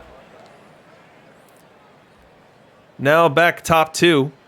Bieber facing Joe Mauer. We've got Hornsby on second and Speaker on first. 3-1 count here. We haven't seen Joe Mauer in the Matchup Analyzer yet. So let's go ahead and take a peek at how Mr. Mauer does versus right. We see that he's got a triple slash of 256, 327, 421, which equates to be about a league average bat. He's got a 3-1 count. He's worked on Shane Bieber here in the second, looking to give the Nomads an early lead. The pitch. He walked him. Mauer works a walk, and they're loaded. And that brings up Fire Ozzie Smith. What does Fire Ozzie Smith have in store here? So here is what regular Ozzie, here's global Ozzie and what he does versus right-hand pitching. It's not pretty. Avert your eyes. 230, 292, 305. A horrendous negative 29 bat value. But what does Fire Ozzie look like? If I had a Fire Ozzie split, I'd show it. I don't have it. 2-0 count. Let's go, Fire Ozzie. Split a gap here, Ozzie. The pitch. He loops it to right center and deep. It's back, and it's out of here. Fire Ozzie. Touch them all. 413 grand salami feet from Fire Ozzie Smith. That's it. This is the last time. I have been entirely understanding of people that say the icons don't mean a thing. Snowflakes don't mean a thing. Fire doesn't mean a thing. It's all looking backwards. It doesn't matter. To this point, I've been more than willing to go down that road and say, okay, guys, you're probably right. How could they program that in there? But Fire Ozzie just hit a grand slam in the World Series off of Shane Bieber. I've seen enough. The emojis matter. Fire Ozzie. Unbelievable.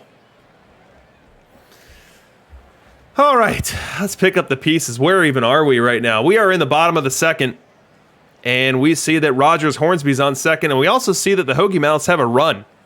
I don't know where that came from, but they've got a run. And we've got Spawn versus Mauer. The pitch. Loops it into right. That's a base hit. Hornsby around third. He's going to try to score. Safe. Make it 4-2. The Hoagie Mouths cut into the lead, and they'll look to do so more here in the fifth. Nomads in the field. There's Spawn still on the mound, facing Rogers Hornsby. 1-0 count the pitch. Hornsby cranks it. Deep right center. A muscly home run. A muscly Oppo Taco that goes 465 feet for the Hoagie Mouths. And we've got a one-run ball game now, and it could be less than that after this highlight. Spawn still in the game, struggling a touch here, even though he's facing a lineup with 5 lefties. He'll face Jackie Robinson. We'll use the matchup analyzer as this game's getting real tight. Jackie Robinson versus right. And Warren Spawn versus right as well. Sorry, Jackie versus left. And so you see Jackie's got that 778 OPS. Not dominant, but positive bat value and strong OBP. He'll look to inflict some more damage here on the Nomads with a 3-1 count. He crushes that one deep right center. It splits the gap. Appling around second, heading to third. He gets to third, and he's getting the green light home. Jackie ends up at third with an RBI game-tying triple. And the early euphoria from Fire Ozzy's salami has all been erased. And now the Hoagie Mouths are threatening taking the lead. They're going to try to do so with Tony Gwynn at the plate versus Spawn, trying to bring in Jackie with one away. Infield comes in. The pitch. Loops it to right. Diving catch. He's going to try to score. And he will. Hoagie Mouths take the lead, but the Nomads do at least slow the bleeding with a diving catch in right field. And thanks for the follow after the storm. We now go bottom 7. Been a long time since the Nomads had a highlight. And it's not going to start right here. Bottom 7, fingers on, facing Jackie Robinson. Full count, one away. Robinson cranks it. Center fielder doesn't move. Forget about it. 7-4 Hoagie. Jackie goes deep. Fireworks go off in the background. Next batter up. Tris Speaker, 2 away, the pitch. And Speaker gets into one deep to right. That ball's gone. Hoagie Mouths with 8 unanswered runs to flip this game on its head. Now bottom 9, Nomad Nation clinging to but a miracle of hope here, needing a lot. They'll start with Mauer versus Hoffman. 2 on, 2 out. And Mauer loops it to right. That's not going to get it done. This series is tied, folks. The Hoagie Mouths win 8-4 in a comeback victory. After Fire Ozzy stole the spotlight early, they claw all the way back and win the game.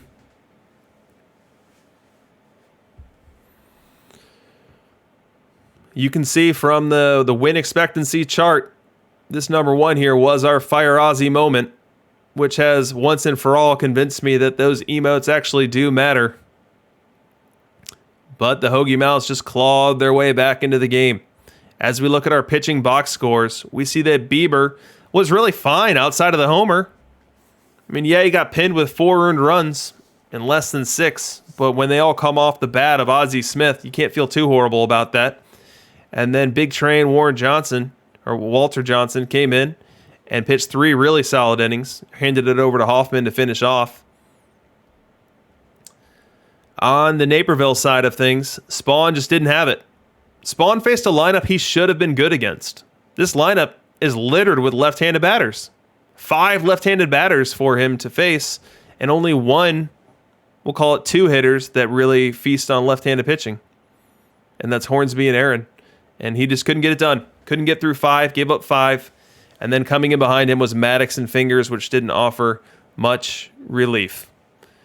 So let's give Chuck his game 4 in our top right. Oops.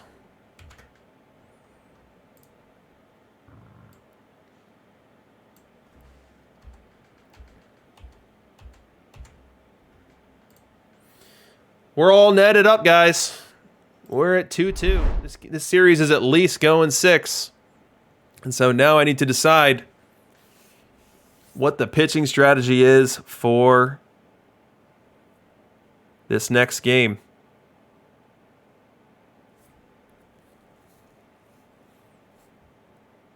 Now that game I finally used a bunch of arms to get through it, so my options are somewhat limited. It's really Walter Johnson, Guidry, Price, Seaver, and Ruffing that could be deployed. Still a good slate of options, but not what I had last game. And then from a Chuck perspective, we're expecting Warren Spahn from him.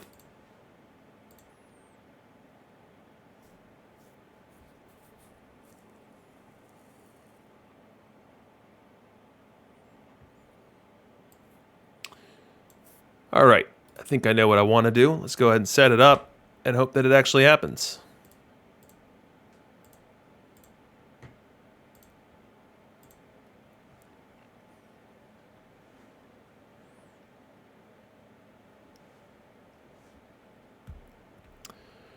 Three minutes to the sim.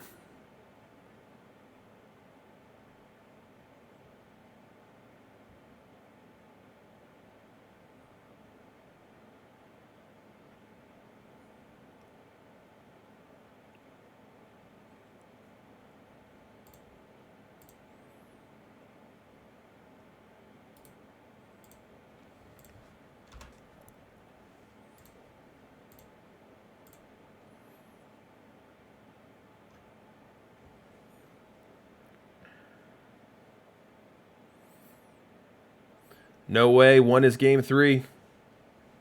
Now he's got to win game 4 to even that series. Big Red Fury asking how far you can pitch Guidry. Guidry I don't consider a starter. So I think he's a specialist in your pen, or he's a pseudo opener for you. Those are really the two different ways that you can play him.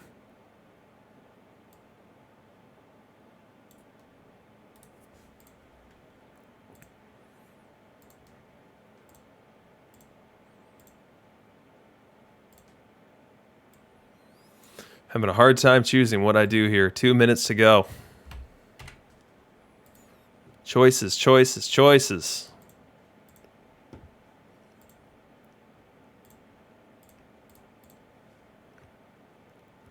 Not for the faint of heart.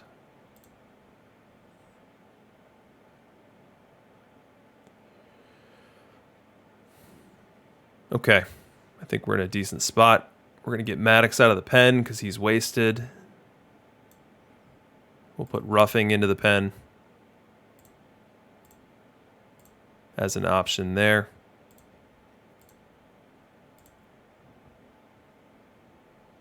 All right, 1 minute to the sim. We are all knotted up. Yeah, Big Red Fury. Diamond perfect level is what I'm talking about for Guidry. If you have him in gold, he'd be a fine starter. Gold and below. Start him 33 times, and he'll be just fine for you. Now, he would put up better numbers in the pen for sure when he's having to face less right-handed batters, and he's getting to face more lefties, and he's getting his stuff boost. But I would expect him to be competitive in gold and below. Let's see if I missed any other questions.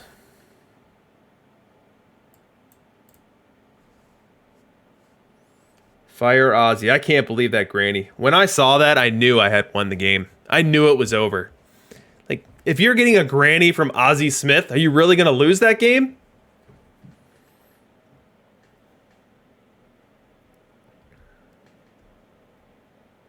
So, when you're comparing lefties to righty Fury, as he asked the question of how does he compare to Seaver, Know that righties have an easier job in this game. Like, righties can face lefties in higher volumes and with higher success than lefties can face righties. So if you ask me who I prefer between face of the franchise Seaver and Ron Guidry, I'm going to take Seaver. He's going to be have more utility to you, and you could even start him as a starter. But on a team that has all the cards, I think that Guidry has every as much business as Seaver of being on that roster.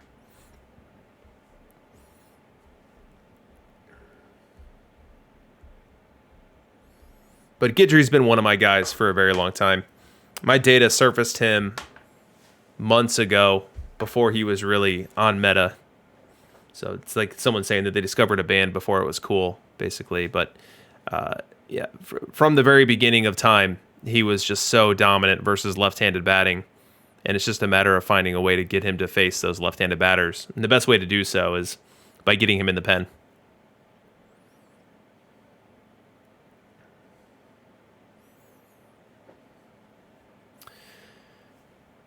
Yeah, so part of the reason that Andy Pettitte, the new Andy Pettitte that we got, has not sustained anywhere near the success that Maddox, face of the franchise legend, has, is just because of the effect or the phenomena that I'm outlining there.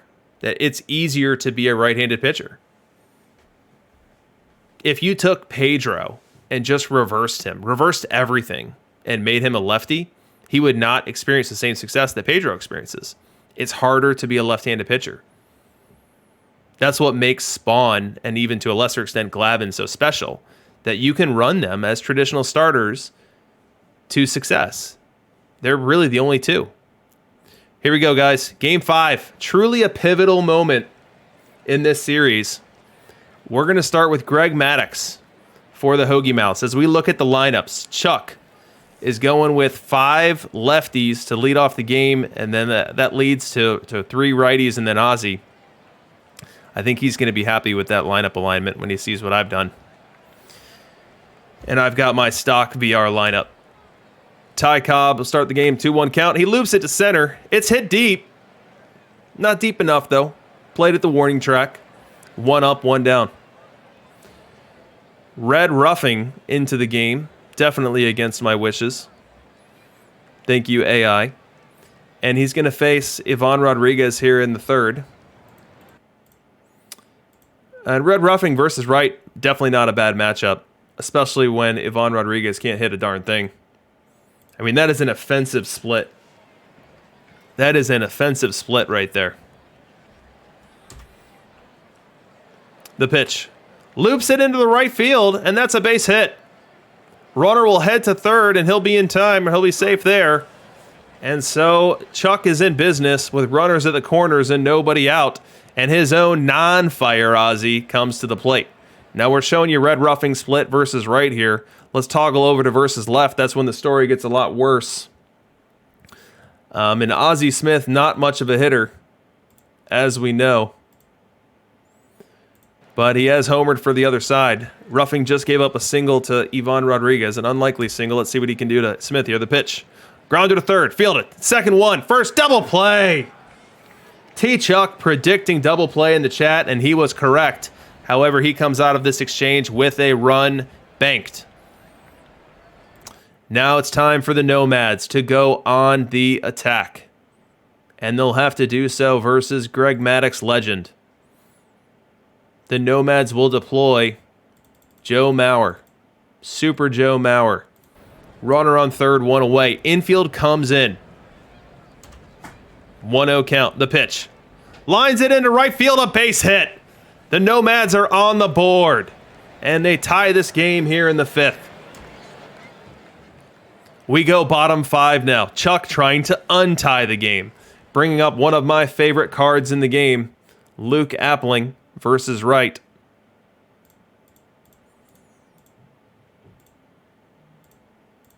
And you see red roughing versus right there. Advantage to the pitcher on this matchup.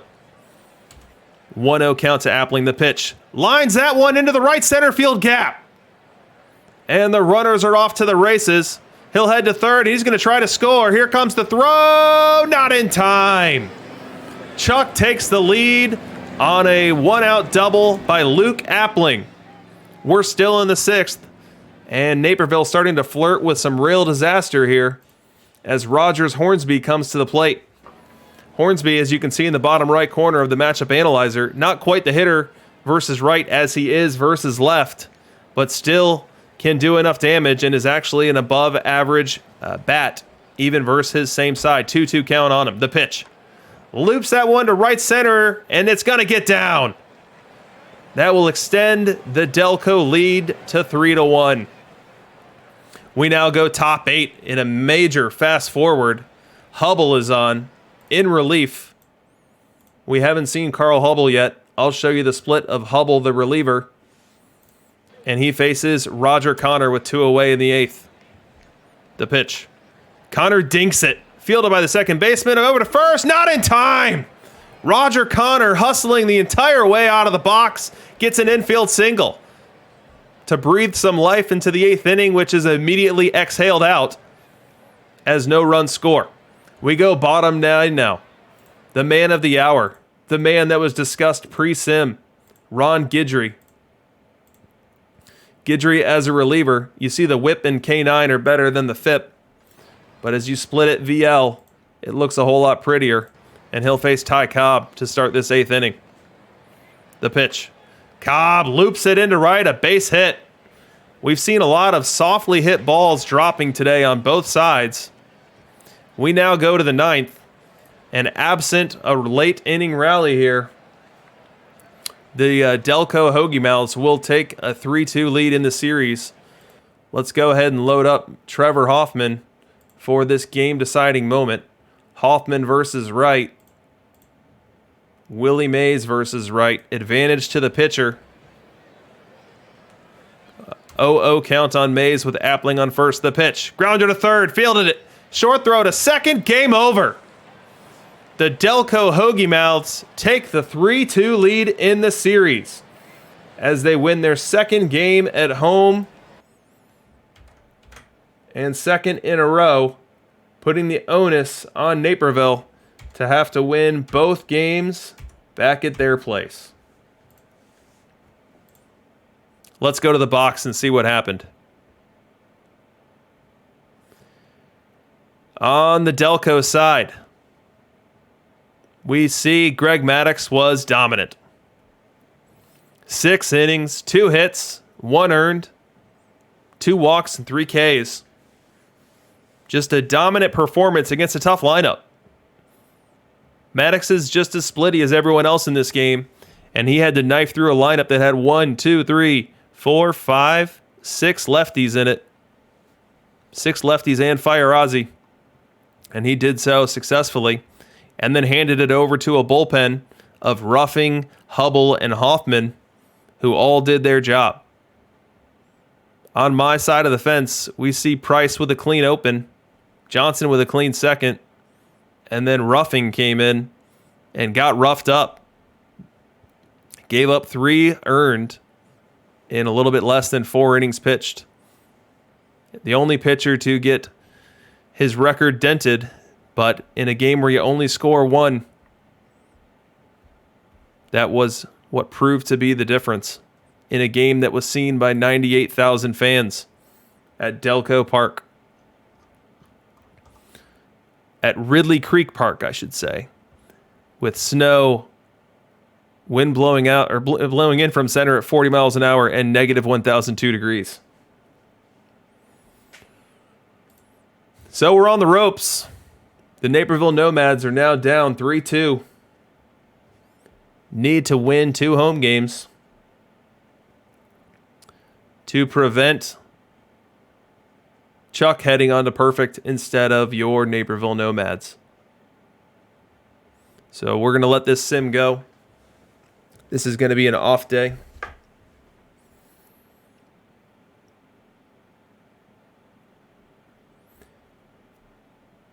So it's Wallace, lost 4-1 in the Gold World Series. Gets to move on up to Diamond. Congrats to you. It's not a foregone conclusion that you'll get trashed. You could have a good week. No way 77, one win away from losing World Series, he says. Let's use this opportunity to look at perfect as well. So in perfect, we have our World Series matchup, and it looks like our buddy Gen Xer was not able to close it down. I want to say he had a 3-2 lead in the series. And thanks API for the support, buddy. Really appreciate it. He had a 3-2 lead in the series, and the Munster Mustangs not able to close it out. Albany Senators take it in 7. Gen Xer losing in the 10th inning of Game 7. Absolute heartbreaker. Absolute heartbreaker. And on the other side, you have the Louisville Colonels. I believe this might be their second appearance in the Perfect League World Series. I have some name recognition there. I feel like they might have been on one of those broadcasts. And they go over the Binghamton Bingos in 6. And so we've got Colonels and Senators likely to start in the next 30 minutes.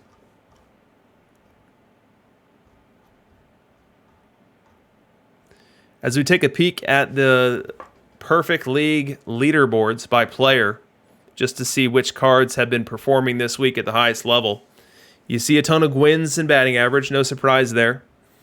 It's pretty much what you see every week. This is an oddly high Jackie Robinson. You don't normally see him at the top of the on-base percentage leaders. I would wager a guess that this is Highland Deer and that they likely have a righty cheese park.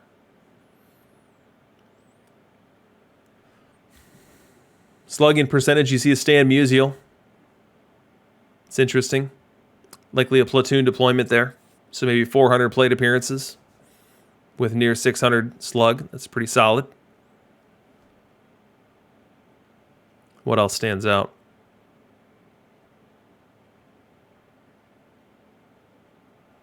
Holy cow, 164 games. There must have been a big tiebreak. Logjam. Holy cow, look at this. Davidson's Cobb scored 153 runs this year. Wow. It's almost a run a game.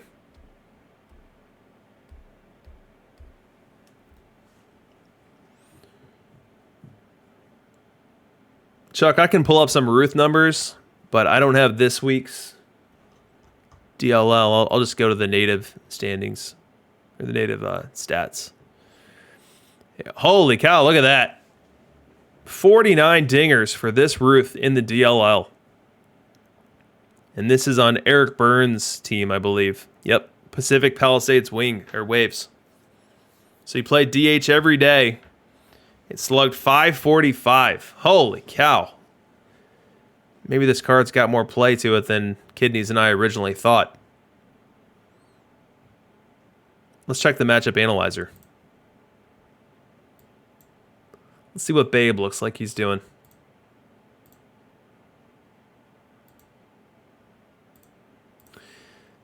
Yeah, I mean, you see the positive bat value there for sure. On base is not what I would hope. Yeah, this number down in the matchup analyzer is perfect league data.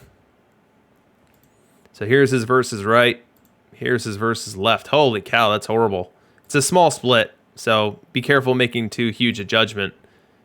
But that looks more like Ozzie Smith than it looks like Ty Cobb. Let's check Burns' park.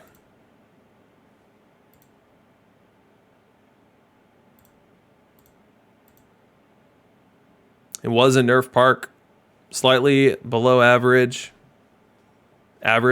slightly below average doubles and triples, and then completely nerfed out homers. So he hit 49 dingers in a park that has min home run.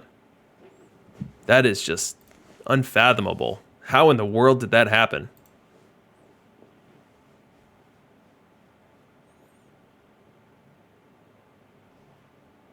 I will say that I ran Babe Ruth 1923 when that card came out in a Nerf park, and he would typically outperform my home run expectations as well.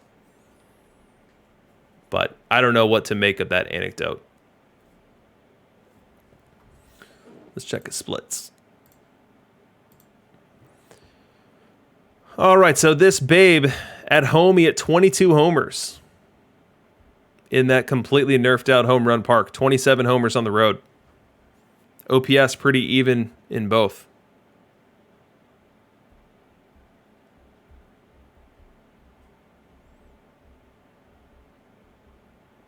So Kidney's in the chat saying you want Nerfish Park for power hitters. Now, would that be that they get more of the baseline in Nerfish Parks so that non-power hitters that come to your park lose baseline, while he, because he's the top of the power scale, gets to keep all of his, or something like that?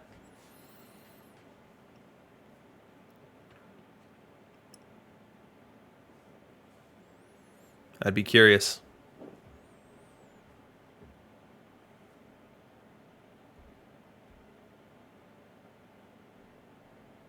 Yeah, so the home run roll is first, but if the park is 0.9, wouldn't that hurt?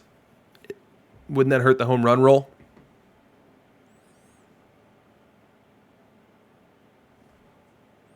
Wouldn't you not expect to see 22 home runs in a Nerf park?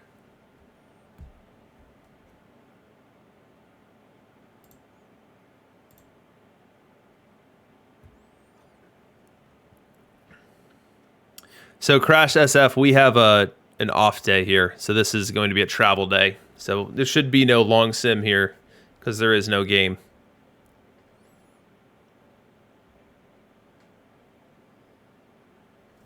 Wow, T-Chuck saying that Hank hit a ton of homers for Eric Burns as well.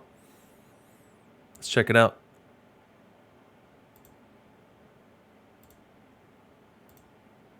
He's right. 32 homers and 370 plate appearances in a fully nerfed park. Fully nerfed from a home run perspective.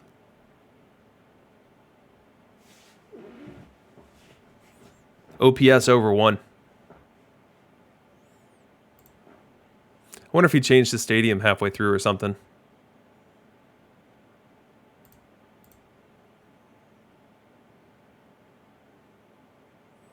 These numbers here are somewhat random, although the home runs being right at 0.9 surprised me, if that were the case. I mean, that's a lot of home run production there. 32 homers out of Hank and then 49 out of Babe. That's a lot of baseline that he was able to grab.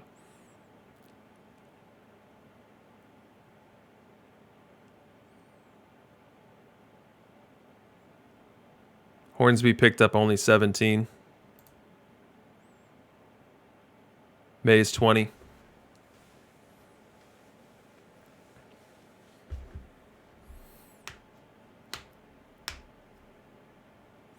Why are we long simming? What is going on right now?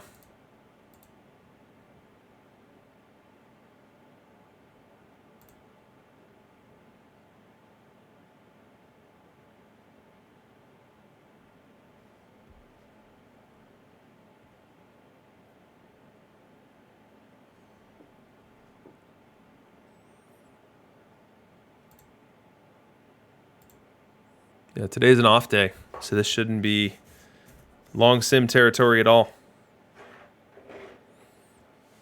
Anyone who's in a league right now, confirm if your league is also stuck. It's also hung up 3 minutes late.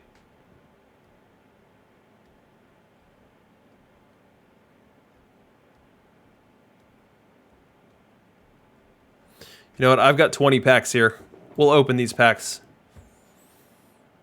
while we wait. This is my first time ever opening packs on a stream. I am not much of a ripper, so I don't know that I have much context to add. I pretty much just open my packs as quickly as I can and then move on. Just doing a cursory review to see if there's any card that I'm looking for that gets popped in here. I know with all those new live card missions, maybe there's more opportunity for me to get something that I actually need.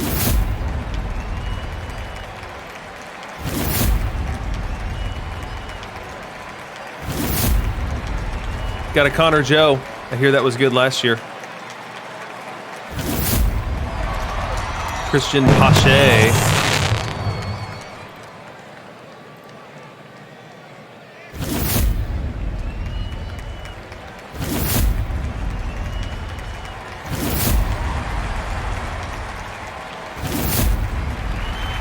There's a diamond.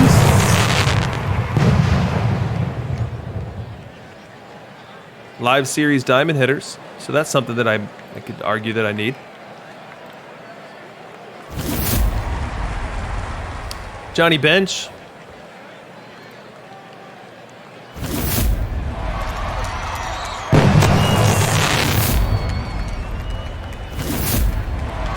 Another Pache. Who wants one? Diamond time. Oh, it's Jesse Tannehill. I think this is one of Kidney's favorite cards. I could be wrong on that. But was certainly an early game useful starter. Looks like he goes for 25K now.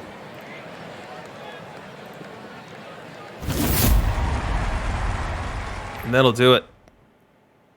What is going on with this sim? How are we still not back? Yeah, nice little run, getting 2 diamonds and 20 packs. That's pretty sweet.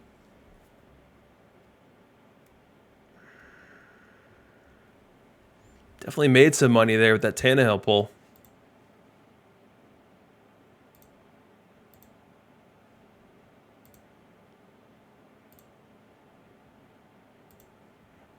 We're 6 minutes late on this sim, which is odd. It looks like no game has been played in the Perfect League World Series either, so this could be a widespread thing.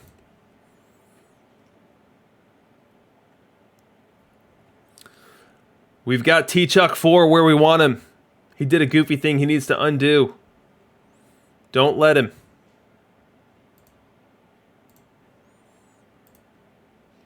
We'll live in this purgatory where we don't get to make any changes.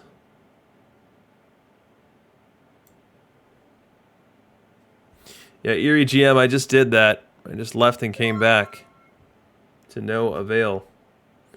Hey, Mac Jax, welcome in, buddy. Thanks for the support.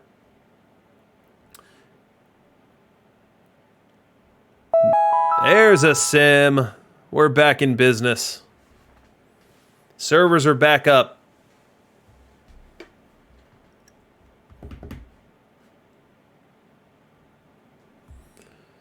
All right, I'm going to make the screen go dark, and I'm going to decide what I'm doing for Game 6. Ultimately, I'm deciding to win, and it's just a matter of how I'm going to get there, because we're not going to long sim. None of you guys want a long sim. We don't want Chuck moving on to perfect. We don't want the Nomad Nation to be disappointed.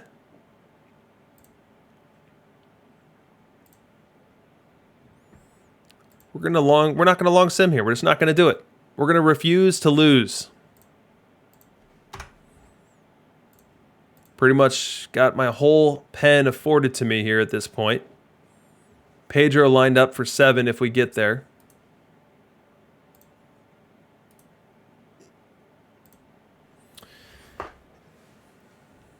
So we're in a decent spot.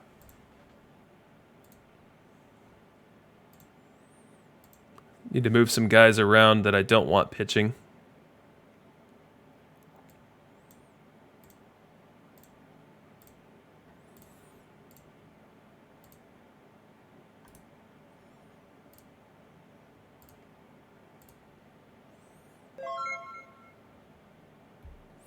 Hey, what's going on, MK Sen? Thanks for the support, buddy.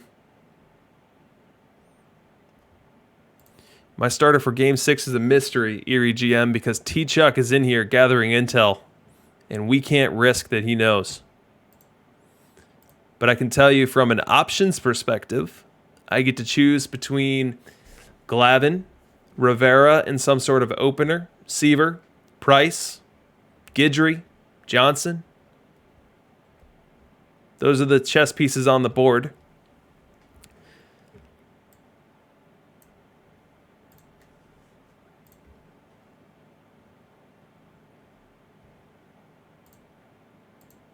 As we head back to the Nape. The Thrill is the name of my stadium.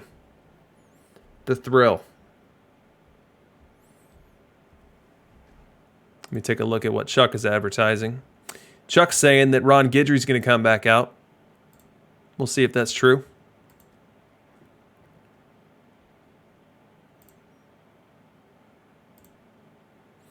We've got to win 2 games here.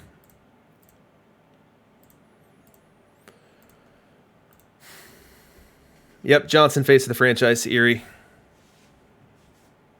One of the best cards in the game. I'll show him up right now. So Walter Johnson as a starter. Well below league average FIP. Right at league average WHIP. Doesn't walk that many. Does a good job of home run avoidance. And then as you toggle him to reliever, he goes Super Saiyan mode. 311 on the FIP, 105 on the WHIP, 12 K per 9. Walks well below league average, though the homers jump up a bit. Oh, wait. You guys can't even see my screen. I'm here trying to show you something you guys can't see. Let me pop that back up. So here's what I was talking about a moment ago. Here's Walter Johnson, the starter.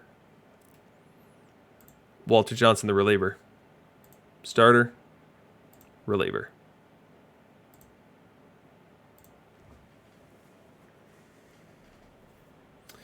No Magley. What does Magley mean? What am I missing there?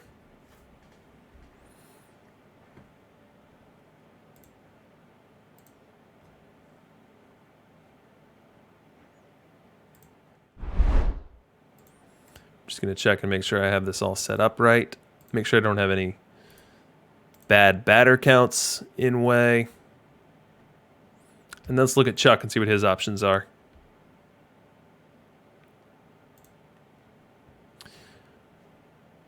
So Chuck, look at how Chuck has aligned his bullpen. I love this.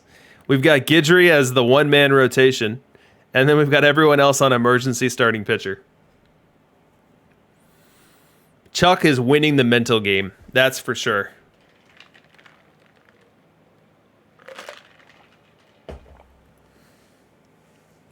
Chuck is ready to head back to perfect and make some noise.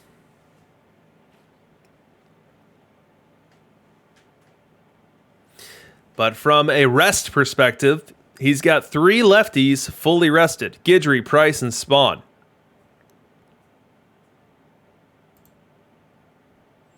And then if we were to go to a Game 7, Pedro will be available. So this is like a little sneaky fake out here where it looks like Pedro's only at 37%. It looks like he's only at 37%, but if you look here, 110 pitches 4 days ago, and as we know from starting pitcher fatigue, he will be fully rested tomorrow.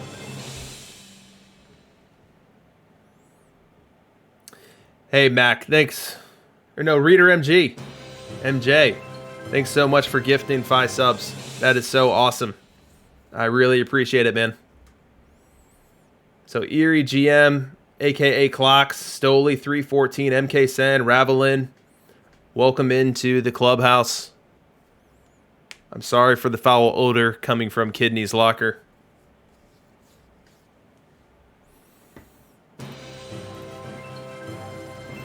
So Mac Jack's asking to look at Chuck's Park. Ooh, Chuck's Park has been readjusted. What is this all about? How and when did this happen, Chuck? So as we know before the series, because we ran through the preview, Chuck had a neutral average, a neutral home run park with completely minned out doubles and triples. And at some point in time, he used the escape hatch and went with his fence distances and the auto calc.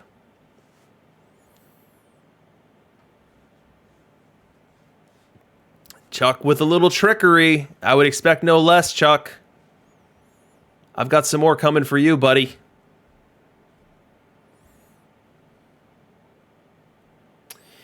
Yeah, Fabic. So the way that it works, and for anyone who doesn't know, as you're editing a ballpark, you go into each cell, you put in what you want the value to be within these bounds and restrictions, and then you hit enter.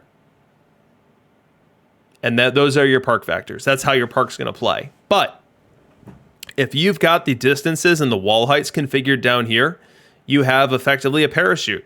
At any point in time, regular season or playoffs, you can click auto-calculate, click submit team, and you will now be playing in this park and whatever the mathematically calculated park factors are of this park. I don't see a ton of people use that very frequently. But Chuck did. And Mac Jax accidentally called it out as he was wanting me to check out the temperature, which is extremely, extremely cold.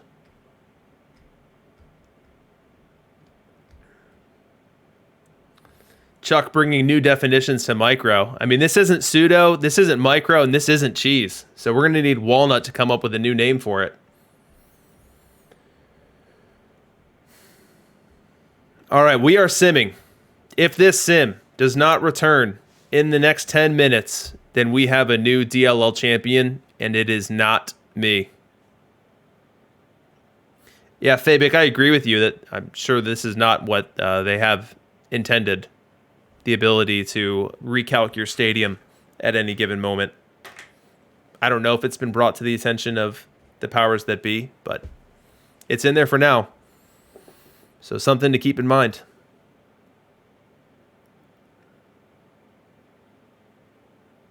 So Gabagoo Luigi, your ability to change these park factors does go away. So if I go to my stadium right now, and maybe I didn't do a good job of explaining this,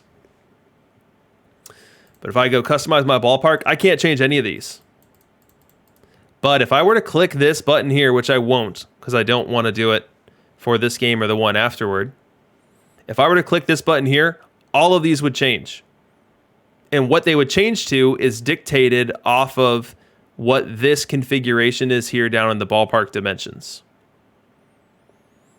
And so what you could do if you were real sneaky is you could find a way to tune these distances and heights to best be the opposite of your normal park. And I don't even know how well you can do that. I haven't played with it. But find some way to tune these distances and heights to be the exact inverse here. And then before a crucial Game 7 in your park, or before a pivotal Game 5 in your park, go ahead and hit the auto calc and pull the rug out from your opponent. You can do this once. You can do this exactly once, and you can't undo it. So it's a single-use parachute. I've never done it. I don't see it happen very often. And it probably does happen, and I just don't see it. I wouldn't have noticed Chuck if Mac didn't point me in the right direction. I think Chuck 8403 has the right idea here on how most people likely do or could use this. Have your ballpark dimensions set up for something neutral, but go into the year with something really cheesy. And if you don't like how it looks after 50 games, pull the parachute. Just pull the parachute and be done.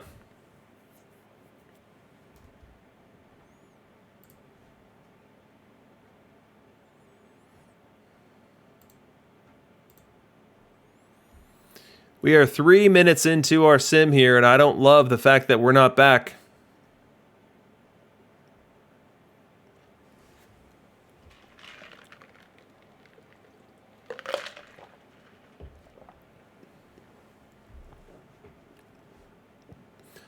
I don't love that we're not back yet. What we can do now, though, given that we might have some time on our hands, is we can run our giveaway.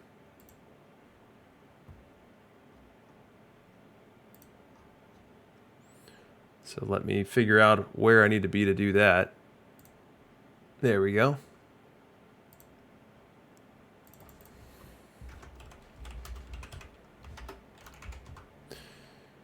So all you're going to need to do is type !ticket in the chat after it goes live, and I'll tell you when it's live.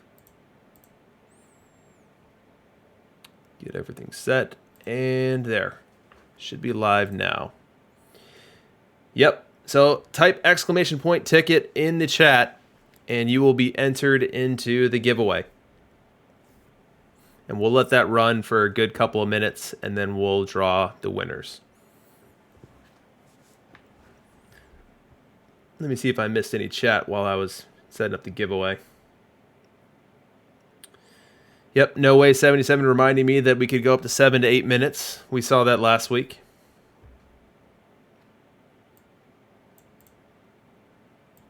Yep, Dob on Discord with a good point that you could run a PP generation park during the week and then parachute out to a playoff tune park end of the week. Certainly well within your ability to do so.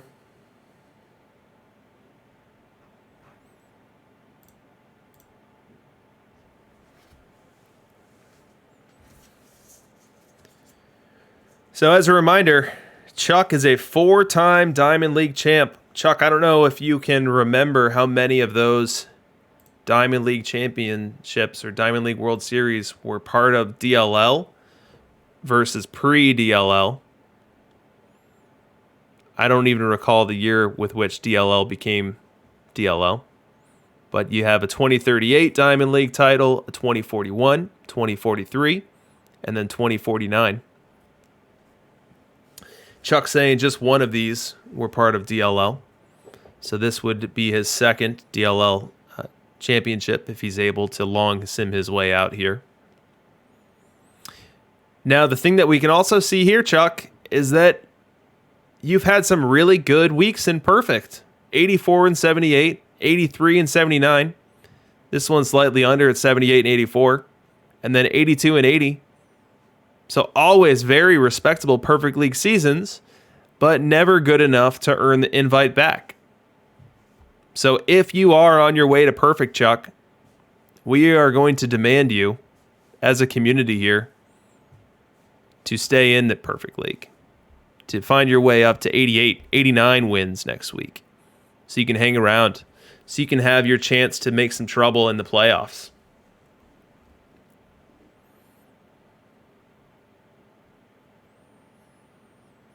Gabagoo Luigi asking what DLL is. So Gabagoo Luigi, you might be familiar with this, you might not be, but you can use the friends list feature, a friends list setting.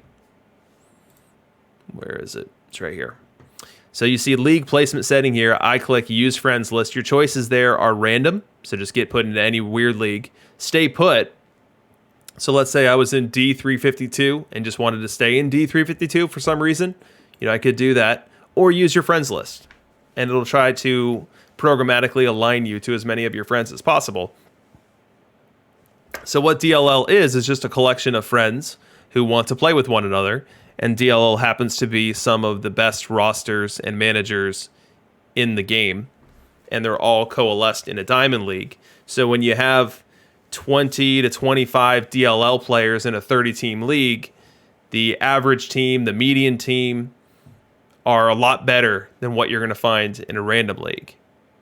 And so when we talk about DLL, when we talk about DLL World Series, DLL playoff appearances, it's definitely harder than achieving those same feats in a random league, and more akin to succeeding in the Perfect League. Now you can take one glance at Chuck's record and you can see it's not the same thing. Chuck is routinely winning 100 plus, high 90s in Diamond, and he'll go up to Perfect and be in the 80s. That's normal. But being this successful in DLL certainly is a good precursor or a good indicator and predictor of success in the Perfect League. And the big difference between DLL and Perfect is that in DLL, you still have some teams that aren't made, some teams that aren't there yet. And so everybody gets to juice up their win totals against those guys.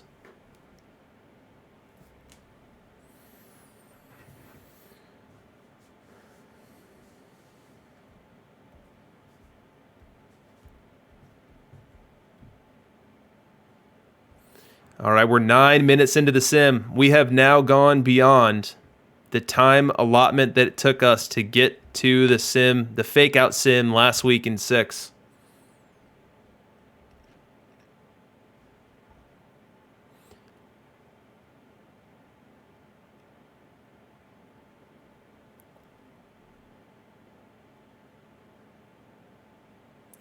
Just win, baby. I'd say the rules of DLL have much more to do with the social element and the community element than any sort of game style. It's basically just don't be a jerk. Be able to take a joke. Be able to have fun. It's really more about the community side than about, say, like a strict game set rule of rules like OL or BFF.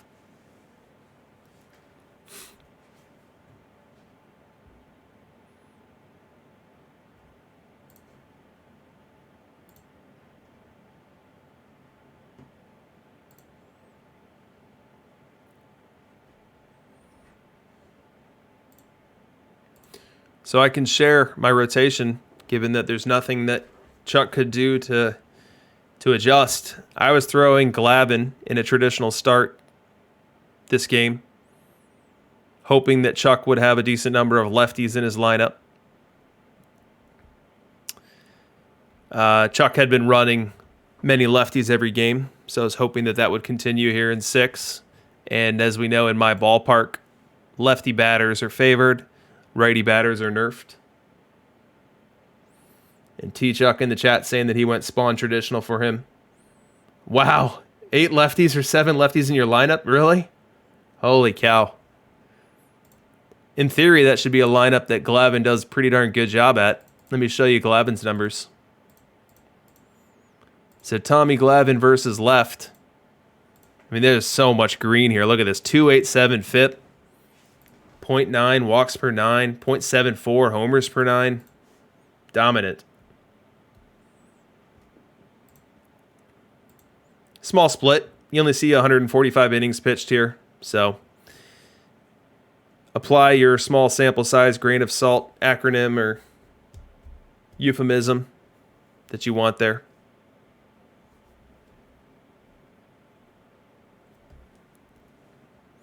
Tom Glavin versus Wright. This is where the cracks really start to show. The FIP jumps up well above league average. The WHIP right at league average. And this is where the home run problems really rear their ugly head. And just the K per 9 being so low means there's so many balls in play. And when there's so many balls in play, you can get stung both ways by the BABIP monster. You can have all the balls hit right at someone. Pitch a complete game shutout in 79 pitches. Or you can have those balls drop in, like we saw that last game. A lot of weakly hit balls that just end up in the right spot and put people on base. And so Glavin against a whole host of right-handed batters in a neutral park can be problematic.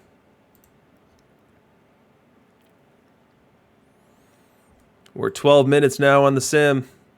Starting to feel like a fait accompli.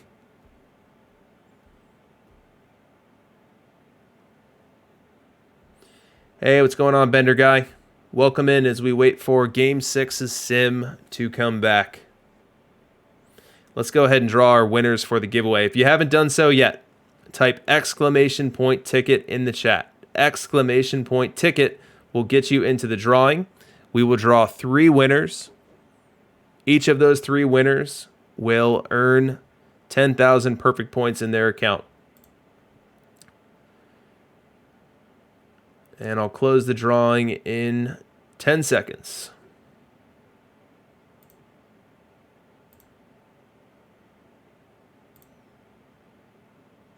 Gorgo 2005 jumping in.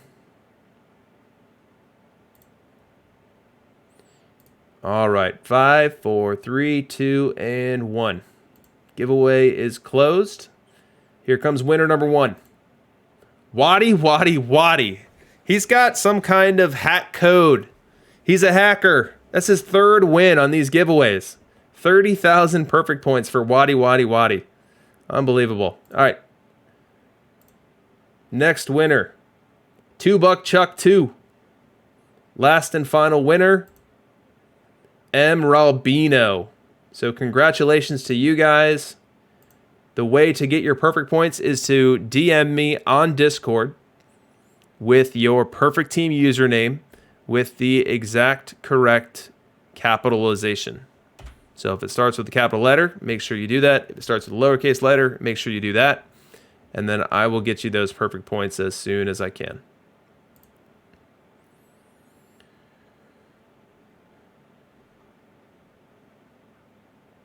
So Red Lady Nick asking if you couldn't just change your park factors every game.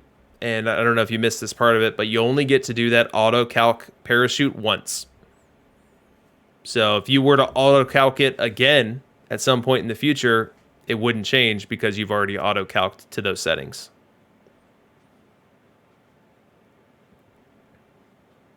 Gabagoo Luigi claiming the giveaway was rigged. Didn't you win last week, Gabagoo? No, I think you won one of the perfect point codes for getting a trivia question right.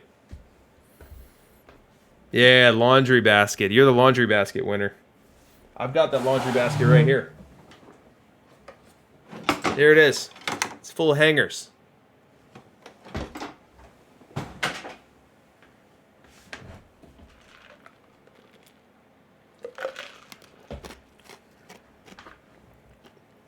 So guys, don't forget to tune in on Tuesday. I will be interviewing API. We're actually going to record that tonight when this is done. API, the most recent winner of the Perfect League World Series.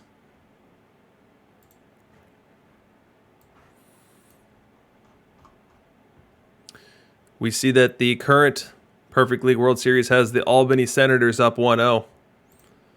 But API won it last week. And he's someone that I think you would all be interested to hear from. He's somewhat of a renaissance man with his background in both observed statistics, regression model making. He's part of a lot of different Discord communities. He's a member of DLL. Was the manager of the Forestville Ferns before he abandoned them for the Manchego cheese. Chuck got his Wave 3 in today. I think you're going to love it, man. Here it is. I'm a big fan of it myself.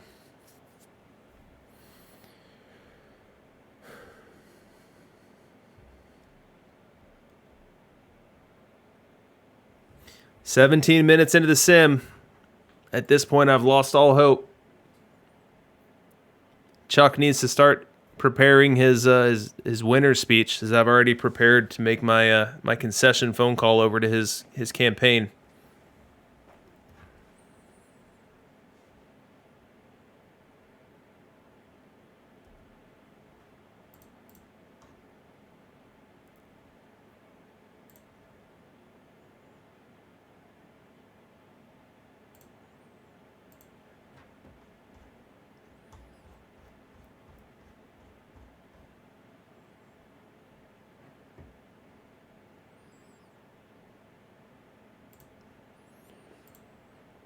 At this point now, we should know some other Diamond League champs. So if you're in the chat and you're heading on up to Perfect, let us know. If you're in Gold and you're heading on up to Diamond, let us know.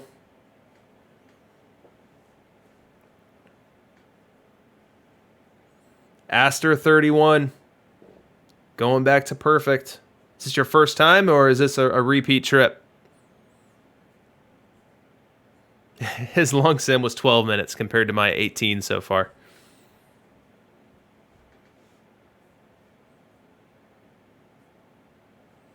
Ooh, Tim Copius missing the playoffs with 91 wins. Fabic heading back to Diamond. MK Sen hanging around in DLL. As usual. Kidneys, I think, is stuck in Gold because of you, Fabic.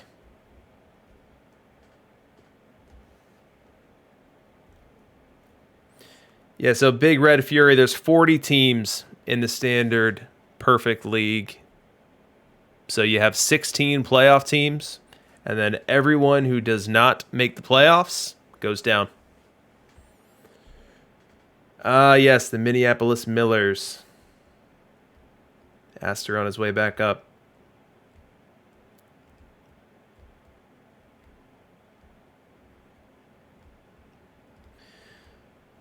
Chuck, we'd miss you too much if you left DLL. You weren't that far off this week either. Let's see where Chuck ended up. So Chuck at 89 and 73. Definitely not a season to be ashamed of. Sim is finally in. Let's hope for the longest sim fake out of all time. We will watch the highlights of Game 6 and hope that somehow, some way, we've pushed to Game 7. As I teased when I shared my screen, Tom Glavine was my selection. Holy cow. Did you see Chuck's lineup? Wait till that lineup graphic pops back up. He was right. It was all lefties. Glavine is getting to pitch against nothing but lefties. He starts with Tony Gwynn. And Gwynn, of course, starts with a dinker. BABIP monster, blooper to left. Look at this lineup right here that Glavine gets to pitch into. Well, he's in trouble. He's got Gwynn on second and Connor on first. Cobb at the plate, 3-1 count. The pitch to Cobb. He rifles that into the right field corner and all the way to the wall. Gwynn around third, he'll score. Cobb on his way to second. Here comes a second runner trying to score, and he'll be in there. Glavine is 3 batters in and has already yielded 2 runs. He retires Ted Williams, but then Tris Speaker comes up next. Speaker down on the count 1-2, and he crushes it deep to left around the foul pole. Speaker goes oppo taco, and you could hear a pin drop here at the Thrill in Naperville. We go top 2 now. Glavine still in the game, trying to corral this one and log some innings while keeping the Nomads in the game. He'll face Tony Gwynn with 1 away and Ozzy on first. And Gwynn cranks one deep left center. Oh my goodness, a 3-for-1 oppo taco sale. Gwynn goes oppo, and it's 6-0. Bottom 2, Naperville trying to find a way to muscle back in. Facing Warren Spawn. Jackie on second, 1 away. And Ivan Rodriguez gets into 1. Oh my goodness. It's Taco Tuesday. Make it 6-2. Now 7-2. We fast forward all the way to the 9th. All those fireworks in the early game. We skip all the middle innings. Skip all the middle innings and go to the 9th. And now we've got Seaver versus Speaker here in the 9th. The pitch. Speaker loops it into right. That's going to score the 8th and 9th run as the Hoagie Mouths are putting this one to bed. Bottom 9 now. We've got Feller at the plate. And this will be the last chance to use the matchup analyzer for the week, so we might as well do it. We'll get Feller versus left. And Tony Gwynn versus right. You see Feller is just a nightmare with the base on balls. A walks per 9, well over double the league average. And he's facing an excellent hitter in Tony Gwynn. 1-2 count on him. The pitch. Looper to left. Playable. He makes the grab, and the Delco Hoagie Mouths are your 2054 DLL World Series champs. Congrats to Chuck. Well-earned title in 6. Let's go ahead and give him Game 6 in our graphic.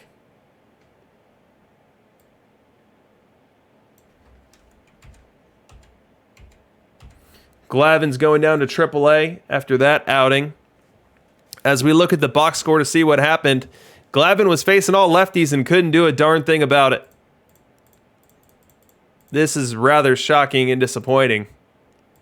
That Glavine, a guy who typically feasts on lefties, got absolutely eviscerated.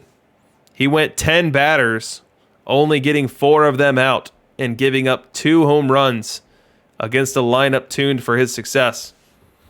But I don't know that it would have mattered because Chuck's Warren Spawn goes nearly 7, only giving up 2.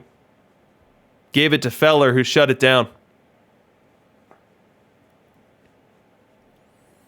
Gave it to Feller, who shut it down. So this is the final DLL tree here. Chuck takes it in 6.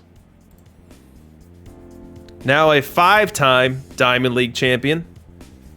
Not too many teams have 5 Diamond League championships. Chuck's one of them.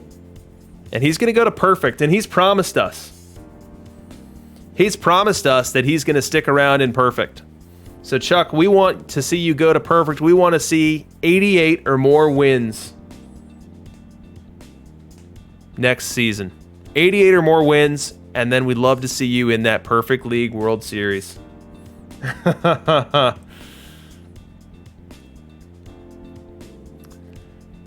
But an excellent World Series. Thanks to all of you guys for joining and watching. We'll be doing this again next week in the DLL because we are most certainly not moving on up to the Perfect League. But Chuck is. And for that, we say congratulations to you, Chuck. And Michael Vick, I cannot stream the Perfect League Finals because I'm not in the Perfect League. Chuck is. Chuck can stream the Perfect League Finals. But thanks again for everyone for joining. We'll see you on Tuesday for the episode of Reading Between the Lineups with API. We will see you on Thursday for This Week in Perfect Team. It's going to be Turkey Day, and we've got a huge show for you planned. Mostly because Chris has a huge content set that he's dropping on us. And we're going to be going through the whole thing. We'll play OK Boomer, OK Zoomer when it's done. And then we're going to do Thanksgiving recipes for Perfect Team when that's over. So make sure you don't miss it. But with that, we'll be signing off. So until next time, I'm your host, DRC. And we'll talk to you soon.